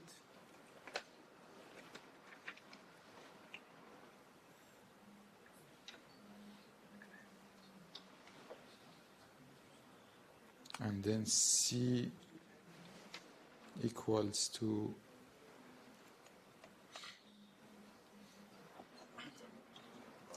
B of C divided by omega, and again normalize it because this is admittance.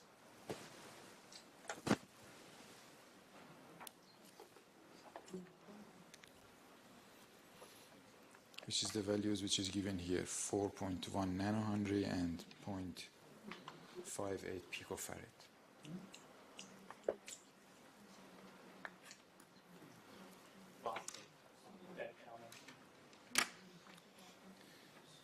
Okay.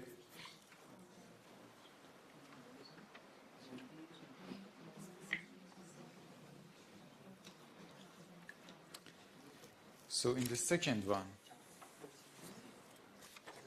I would like you to see. That is 1 over xc, right? That's the acceptance.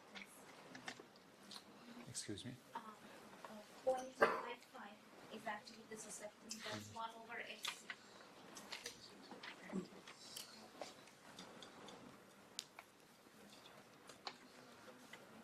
XL equals to 1.55, BC equals to 0.5.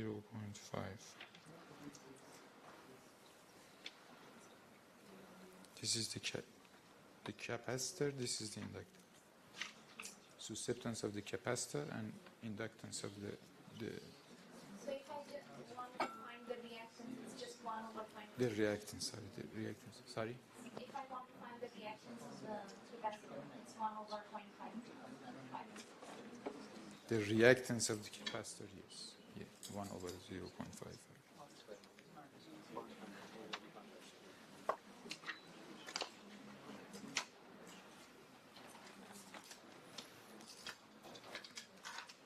Clear? Okay. For the next one, so it is mentioned that we have an antenna and it has a impedance of this. So this is the value for our antenna, the impedance value of our antenna. And then we have a transmitter and it has the impedance of this. And we want to design a matching circuit like this, a LC matching circuit. And this LC matching circuit, I would like to design this in such a way that we have the maximum power transfer between the antenna and the transmitter. Again, the first step is normalizing. So in the first step, we write down that the Z of the transmitter equals to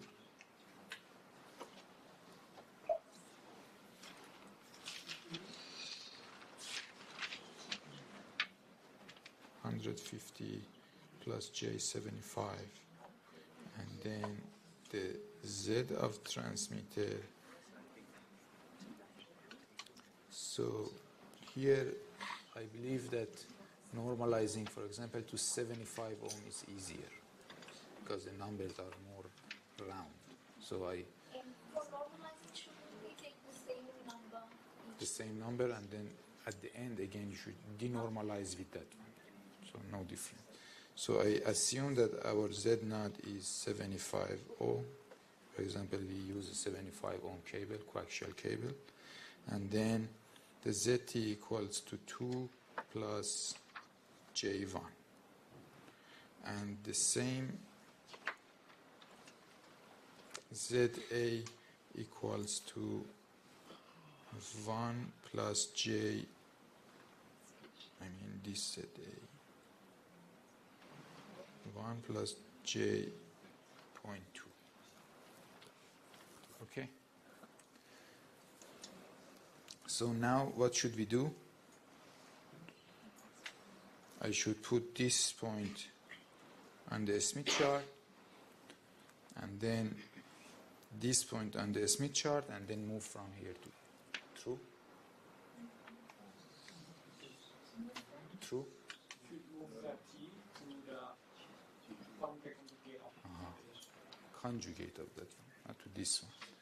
So you should pick one of them as conjugate, because the maximum power transfer happens when you the Z in of your transmitter, or the Z in that you look at the antenna port, is the conjugate of the antenna or your transmitter impedance. So you can select 2 plus minus J1, 2 minus J1, or you can select 1 minus J.2, either of them, and then move from the other one to the. Okay?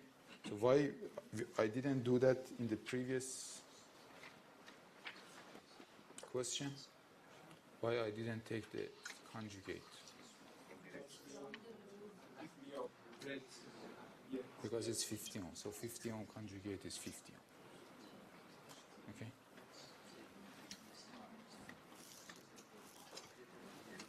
So I assume that Zm equals to Za conjugate, which is equals to 1 minus J.2.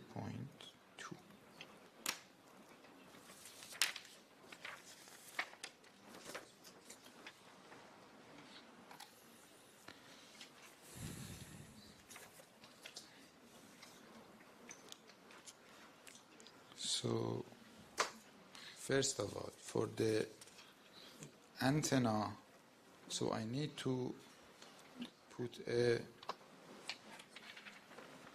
L in series first. So I select the antenna 1 minus J.2. So this is the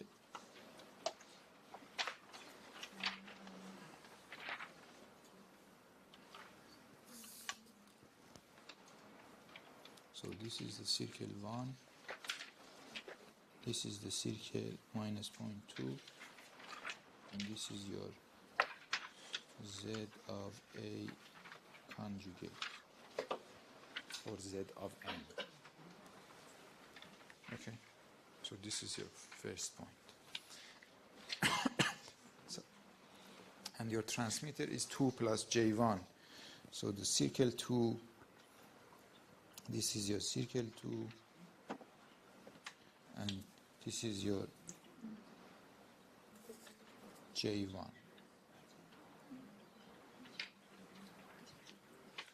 Okay. And here is your ZT. So from the transmitter, I need to, from the transmitter side, I need to move on a Y, so because it is in parallel. So from the transmitter, I need to move on the Y. So this is where I should move.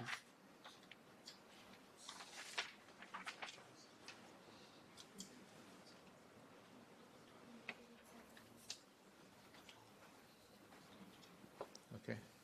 And from the antenna, I need to move on the Z. So this is where I can go.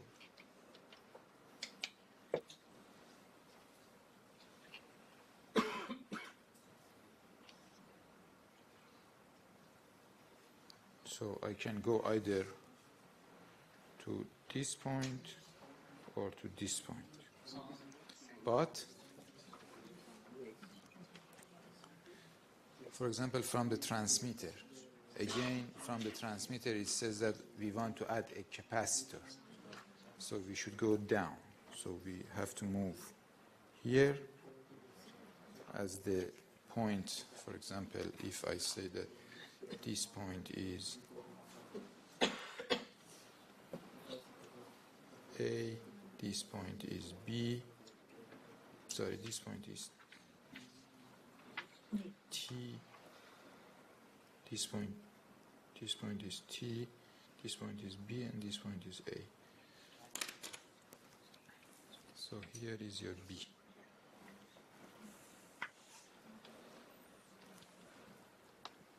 Okay.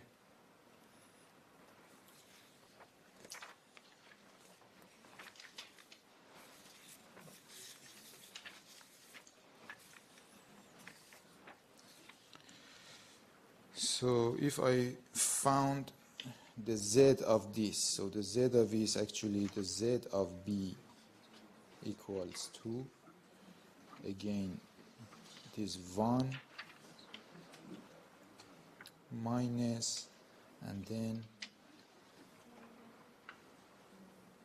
for example, this is the number that you should get.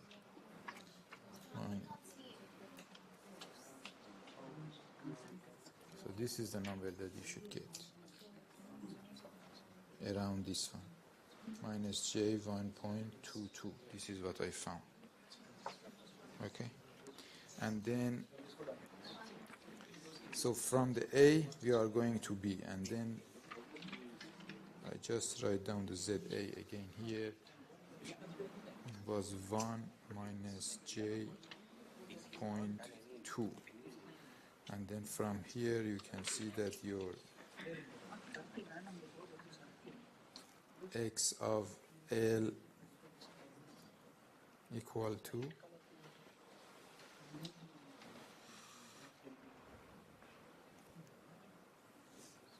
1.02.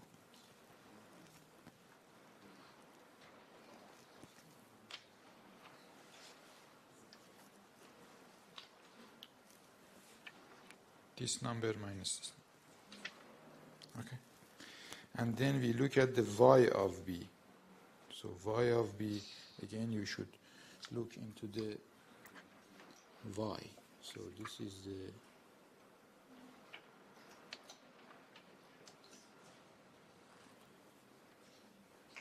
admittance circle somewhere here, and also this one.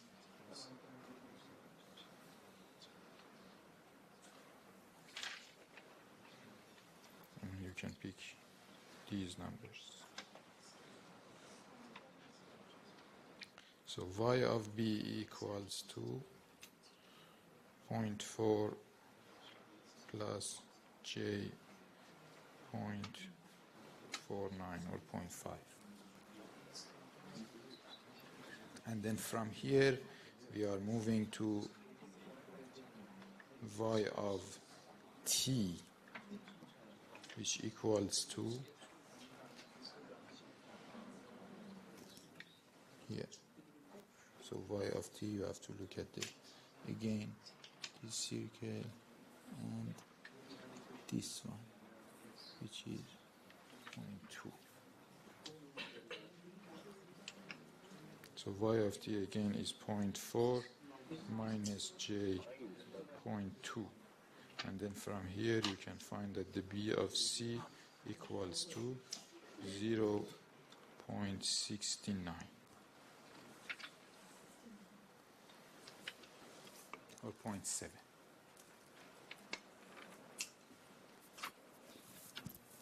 I solved this for you, and you have to try this by yourself again, okay, later, to understand this concept that we have to switch between the planes, impedance and admittance, okay? And then based on the XL and BC, again we have the frequency, and you can find the values for the L and C. So again the L equals to XL Z0 divided by omega, and C equals to BC divided by omega Z0. So this Z0 actually here is 75 ohm. And then this is 6.1 nanohenry, and this is 0.73 picofarad.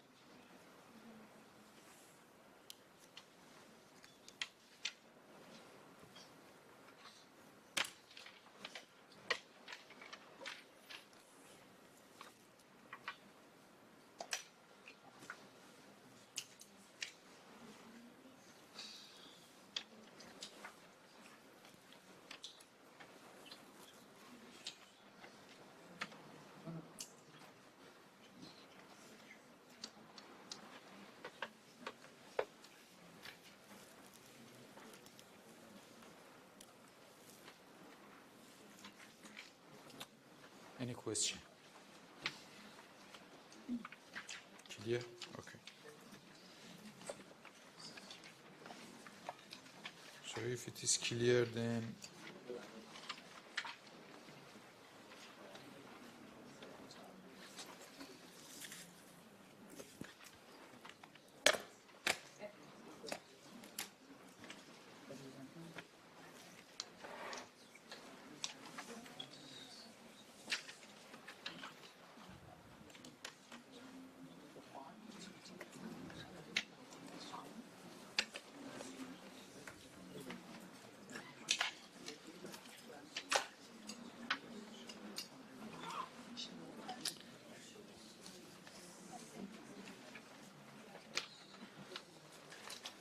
so I solve.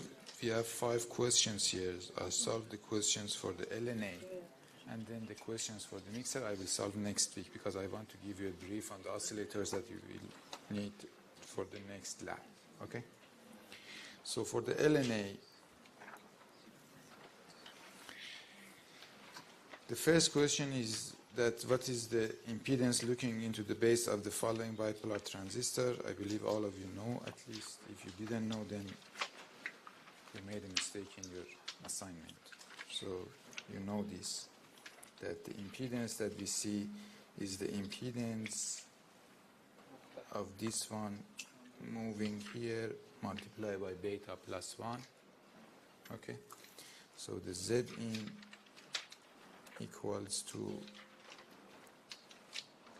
RE plus LE multiplied by beta plus 1. This is I solved in the lecture slide, and you can follow that how this happens. So it is mentioned in the lecture slide.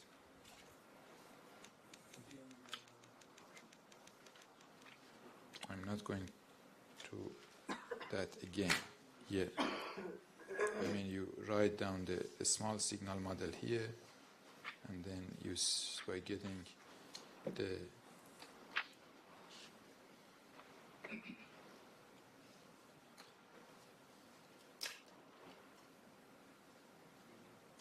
here, and then you see that the impedance that we see here is beta plus 1, anything in the locating in the emitter of the BJT. Okay? So which care we need to use the hard using model, which care we need to use the low using model?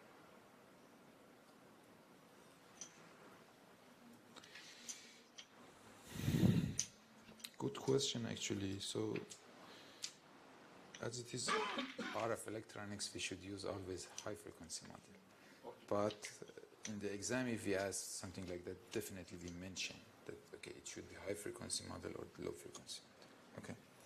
So for the low frequency model of this, then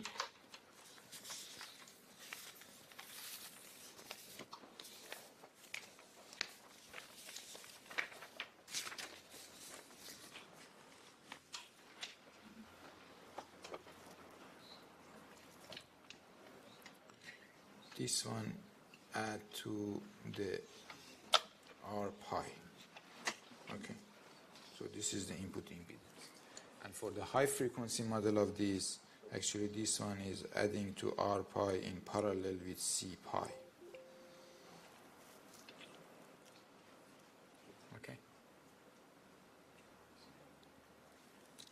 And this one, the impedance of this LE is J omega LE, and the impedance of this C pi is 1 over J omega C pi.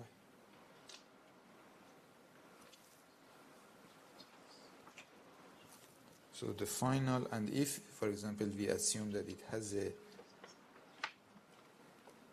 resistor here, a small resistor, contact resistor of your amplifier, or the pin resistor, or the, I don't know, pad resistor, which is RB, then the Z in equals to RE plus J omega LE multiplied by beta plus 1 plus R pi 1 over j omega c pi divided by r pi plus 1 over j omega c pi plus rb.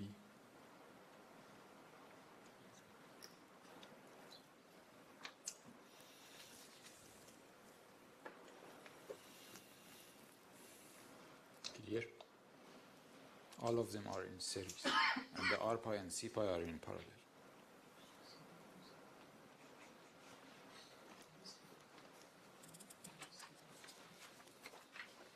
Okay.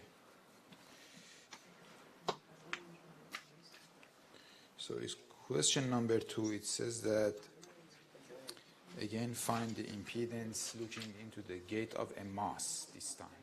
So for the mass, we saw that if we have a degenerative or degeneration inductance in the mass source, connected to the mass source, when it moves to the base, it has two components. One was inductance, exactly similar, the value is similar to the value of the L2, and then one is the resistance. It makes a resistance, and the value is something else, GM L2 divided by R, CGS, sorry. Okay, so if I want to draw the model for this, is like this. So we have a RS, and then the L1, and then the L2, and then another resistance which is equals to GM L2 divided by CGS, and then the CGS itself. And then we need to find the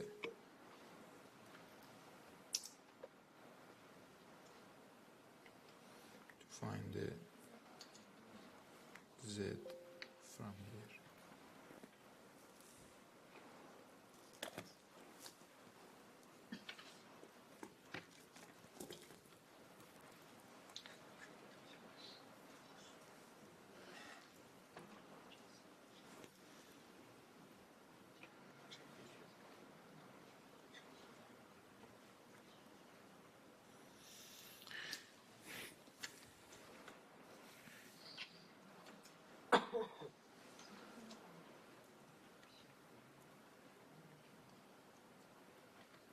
And then the Z in again equals to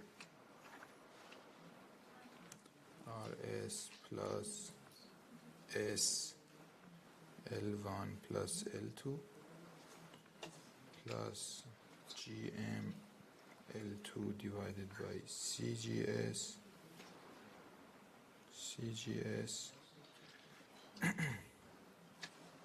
plus 1 over S CGS, and S equals to J omega.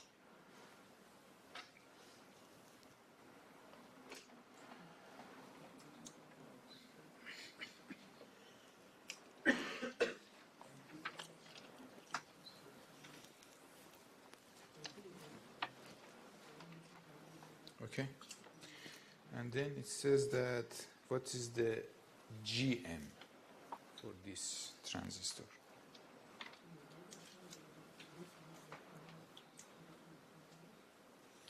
So for the GM, actually GM equals to, so GM equals to I out divided by V in. Okay.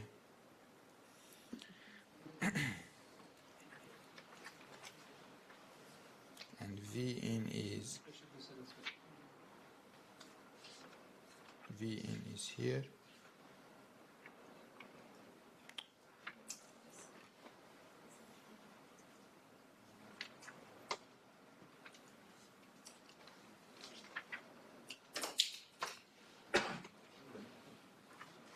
this is V in, and if this is Vx,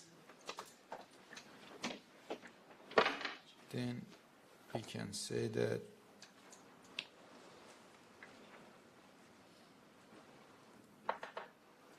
the I out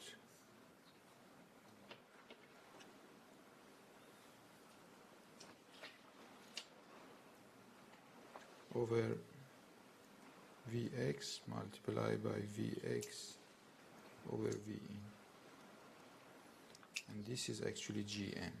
So it is Gm Vx over V in.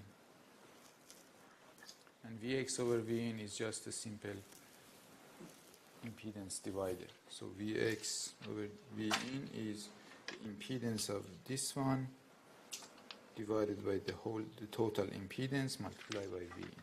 I mean the Vx equals to 1 over CGS S divided by Z in multiplied by V.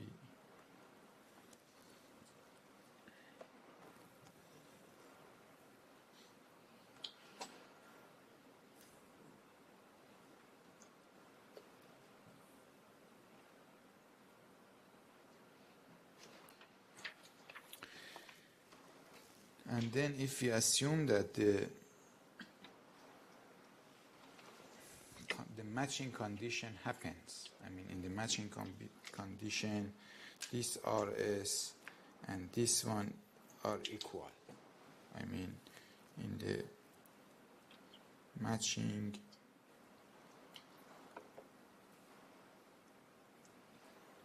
then RS equals to GM L2 divided by CGS. Then we can say that these two are 2RS. I mean the addition of this component and this component is 2RS.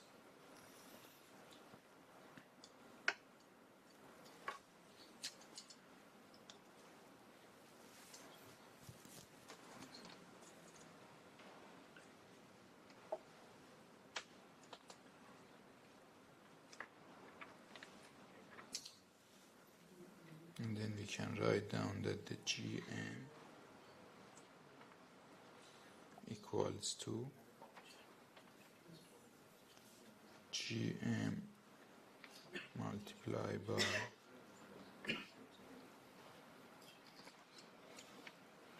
Vx over V in equals to GM multiplied by 1 over C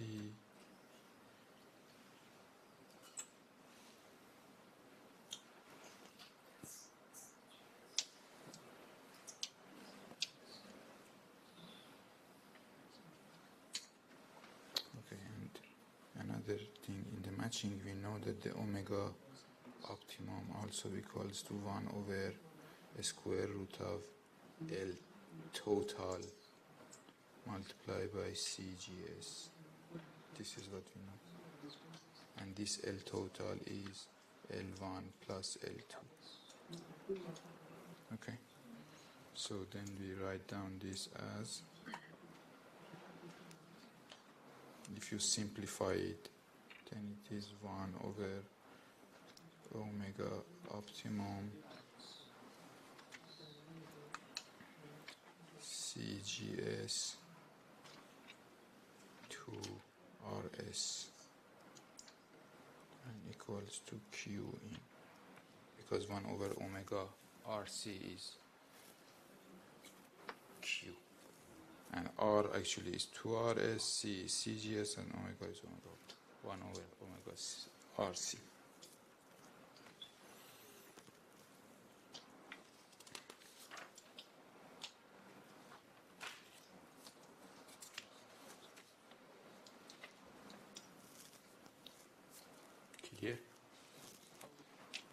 The last last equation, how it is?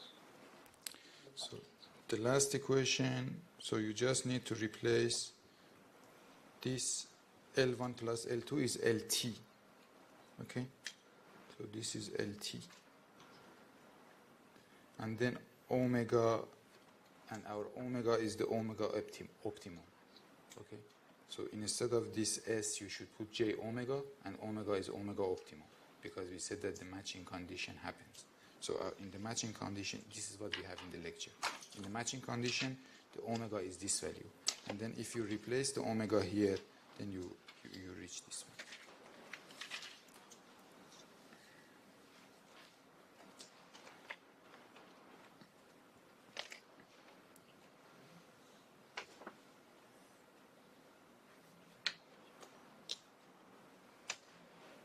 Yeah.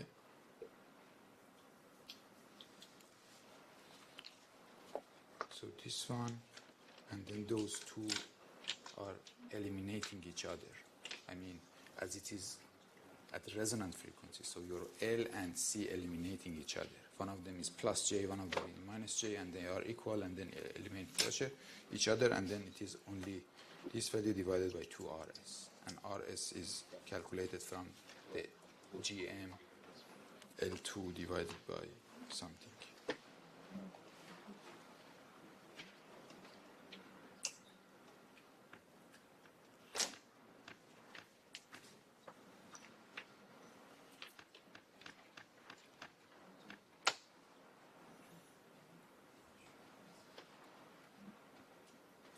Okay. Here,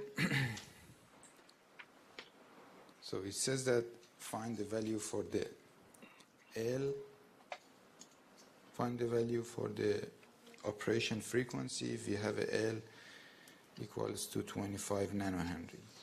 So 25 nanohenry, and then the CGS also is given as 1 picofarad. So omega optimum equals to 1 square root of LC, and equals to 1 gigahertz. Other way, if it says that find the value, for example, for the L and R in such a way that it's working at 1 gigahertz, then the L is 25 nanohenry, and it says that the matching condition happens, so this R and this R should be equal. So Ri divided by equals to Rs equals to, I don't know, Rs is 50 ohm.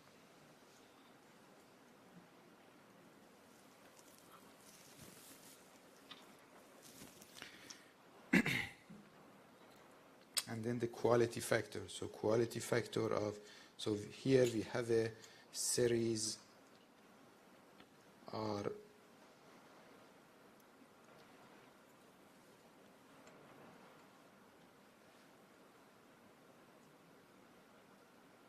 L and C in series.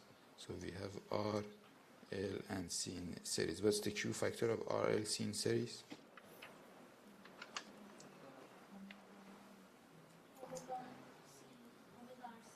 Yeah.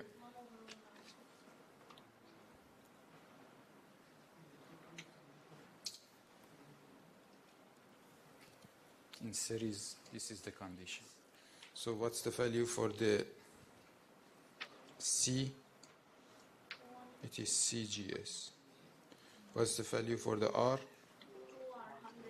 2R. 2RI or 2RS. Yeah. And then you find the value for the Q factor.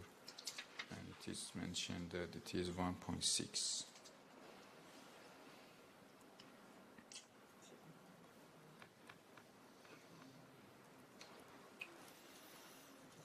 And then the average gain.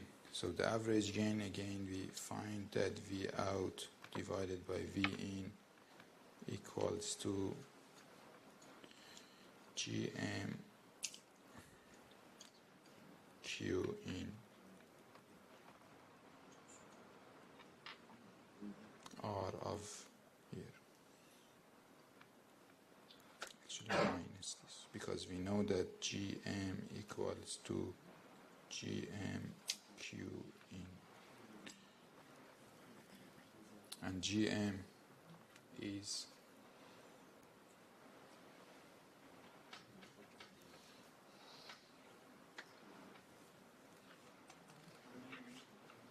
given. Gm is given.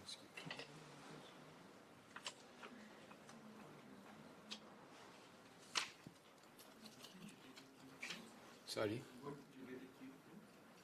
Q here. In the C. So if we calculate the Q of the RLC in series, and it is 1 over omega RC. So omega is the 1 gigahertz, 2 pi 1 gigahertz. R is these two are in series and they are equal, so it is 2R, and C is the CGS. Or again here, L is this value, R is 2R, and omega is 2 pi 10 to the power 9. All right?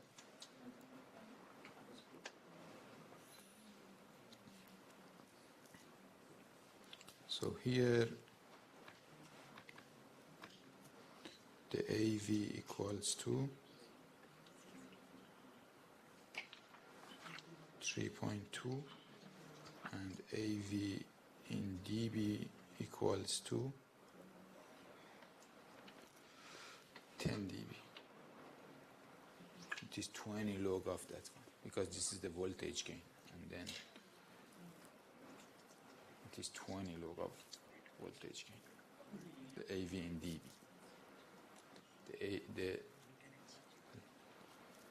In the power, then it is 10 log. In the voltage, it is 20 log. 10 dB in power. If we want to say, but this is the voltage. So voltage is 20 because it is V squared, and then that square is coming out, it is 20.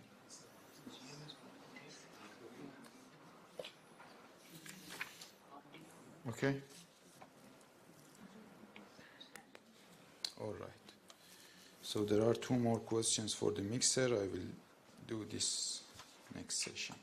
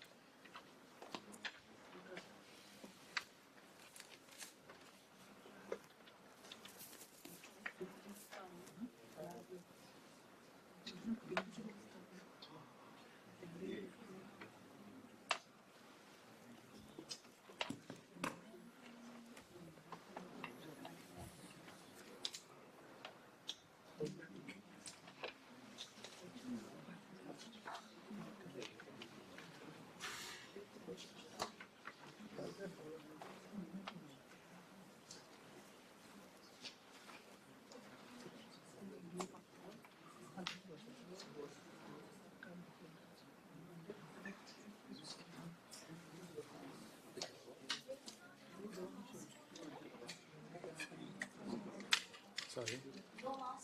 Yes, we will have one question. I have to give you a brief on this because you need it for the next lab, okay? So this lecture is about the oscillators. So oscillators, again, is a fundamental component because you saw that any mixer needs a LO, and that LO is coming from this oscillator. Okay?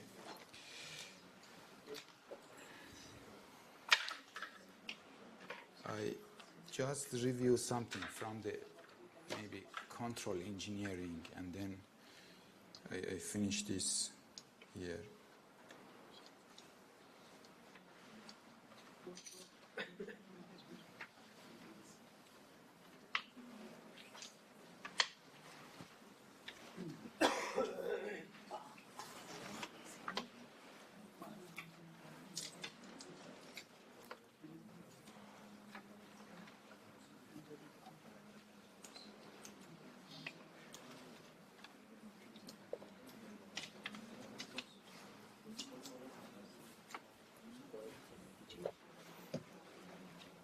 If we have a system, a linear system, and then I write down the transfer function of this system, h of s, as pi of x minus ai, pi of x,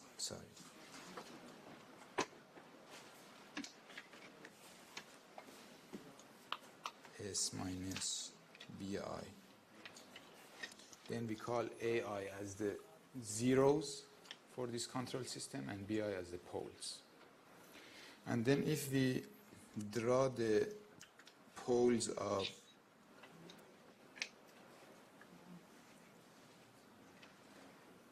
the position for the poles of this linear system in the S-plane. So this is your S-plane.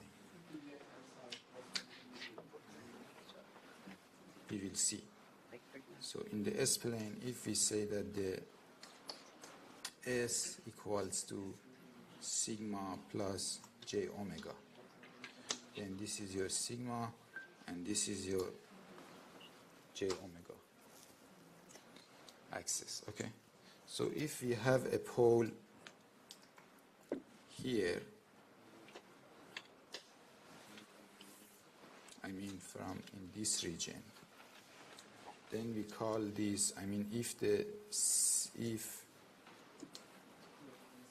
sigma is less than 0, then we say that it's in a stable region.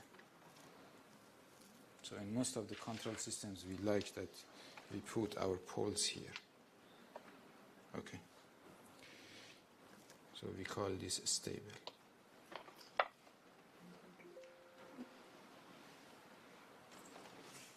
If we have, so this is for case 1, these two.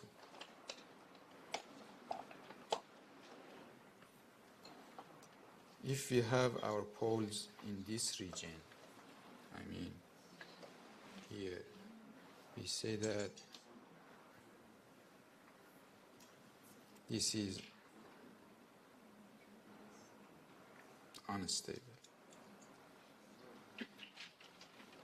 So if your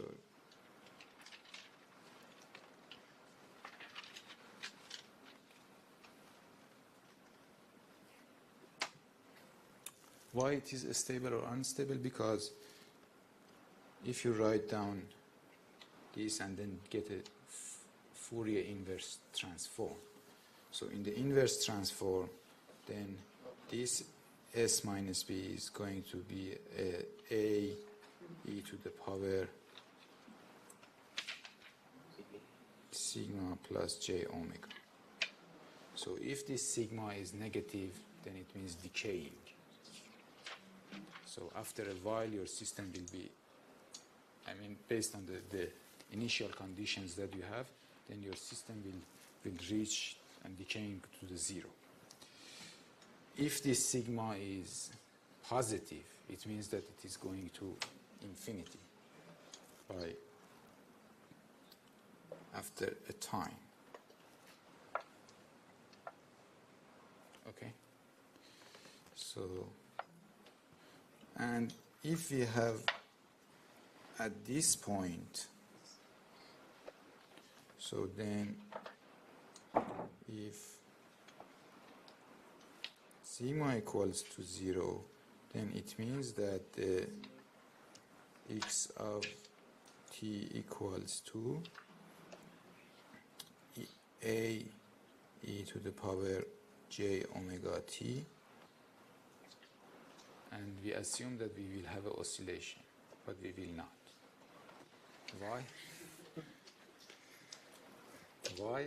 Because by any small disturbance, we go to this side of the axis or to that side of the axis. We cannot manage our system to be here. I mean, by a small portion of noise. If it goes to this side, then it decays to 0 and done. If it goes to that side, then it goes to the infinity. After a very small time, then your system will be unstable and go to infinity. So this is the condition that we cannot decide actually what will happen. So it depends on the noise that it goes to this or that. What I want to say that in a linear system, in a pure linear system, we cannot have oscillation. So this is what I want to say. If we have it, we say that, okay, our system is linear, then we don't have any oscillation. We cannot make an oscillator out of that. This means that for making an oscillator, you need nonlinearity in your system, that in some way it stops, for example, your instability, and then change to oscillator. I mean, we move to this side of the region, we move to this side, but based on nonlinearity, we stop it, or we saturate it. Somewhere we stop it. And then we say that, okay, now we make oscillator. Okay, so this is the basic of the oscillator for your lab. Actually, your lab is what I want should cover is the last slide of the lab.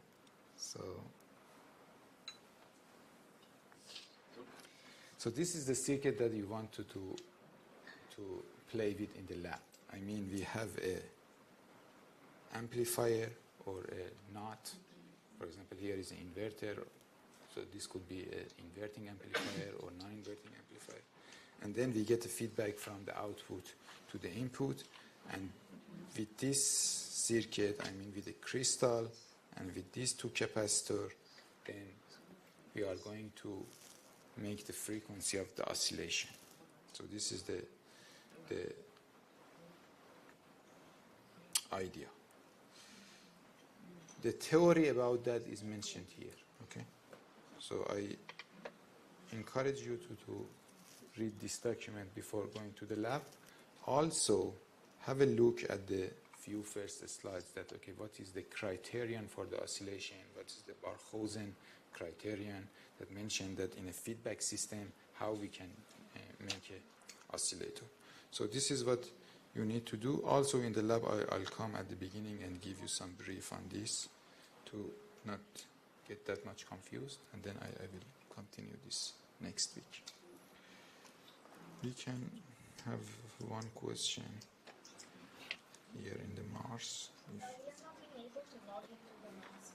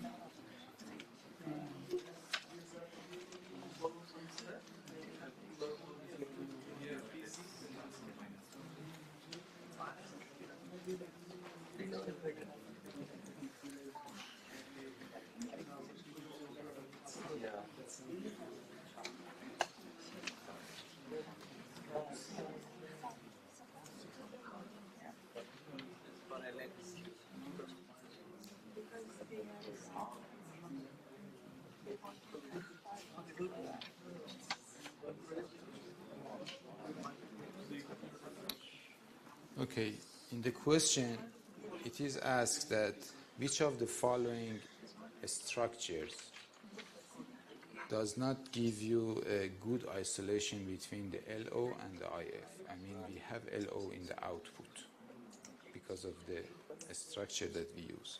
So which of these actually has a high leakage from your LO to IF?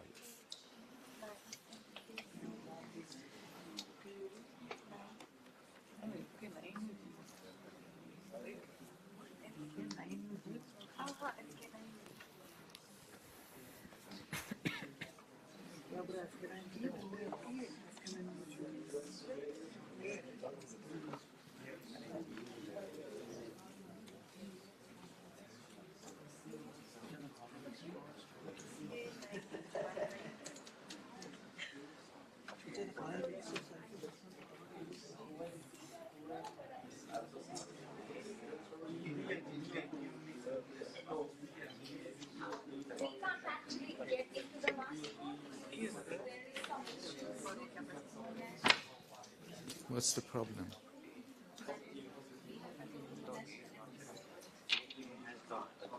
Okay.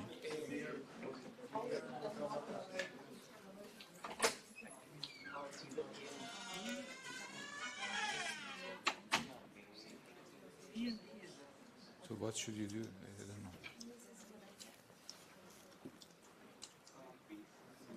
So you need to, no, okay, you need to install that software on your phone. I did, but they asked for some password which I can't get.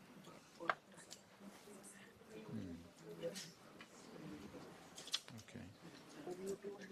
It should be fine. So I just tried now. Okay, everybody answer?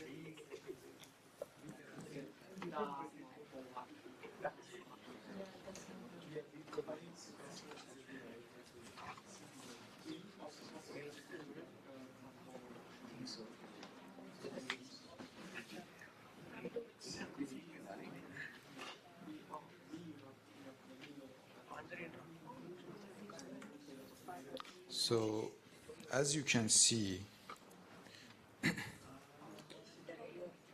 so what's the meaning of a good isolation? Good isolation means we should, good isolation from LO to IF, we should use a double balanced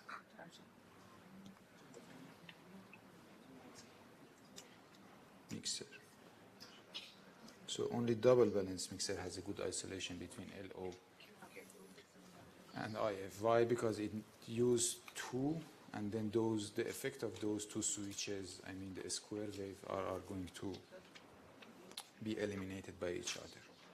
So this is a double balanced diode passive mixer, this is a double balanced CMOS mixer, this is a double balanced BJT mixer, and this is a single balanced BJT mixer. Okay, so this one has a high leakage. Actually, this is not single balance. This is a non-linear. Actually, this is a non-linear mixer, and it goes to both LO and RF. Both of them are going to the output. Okay. And then one more question, which is question 2.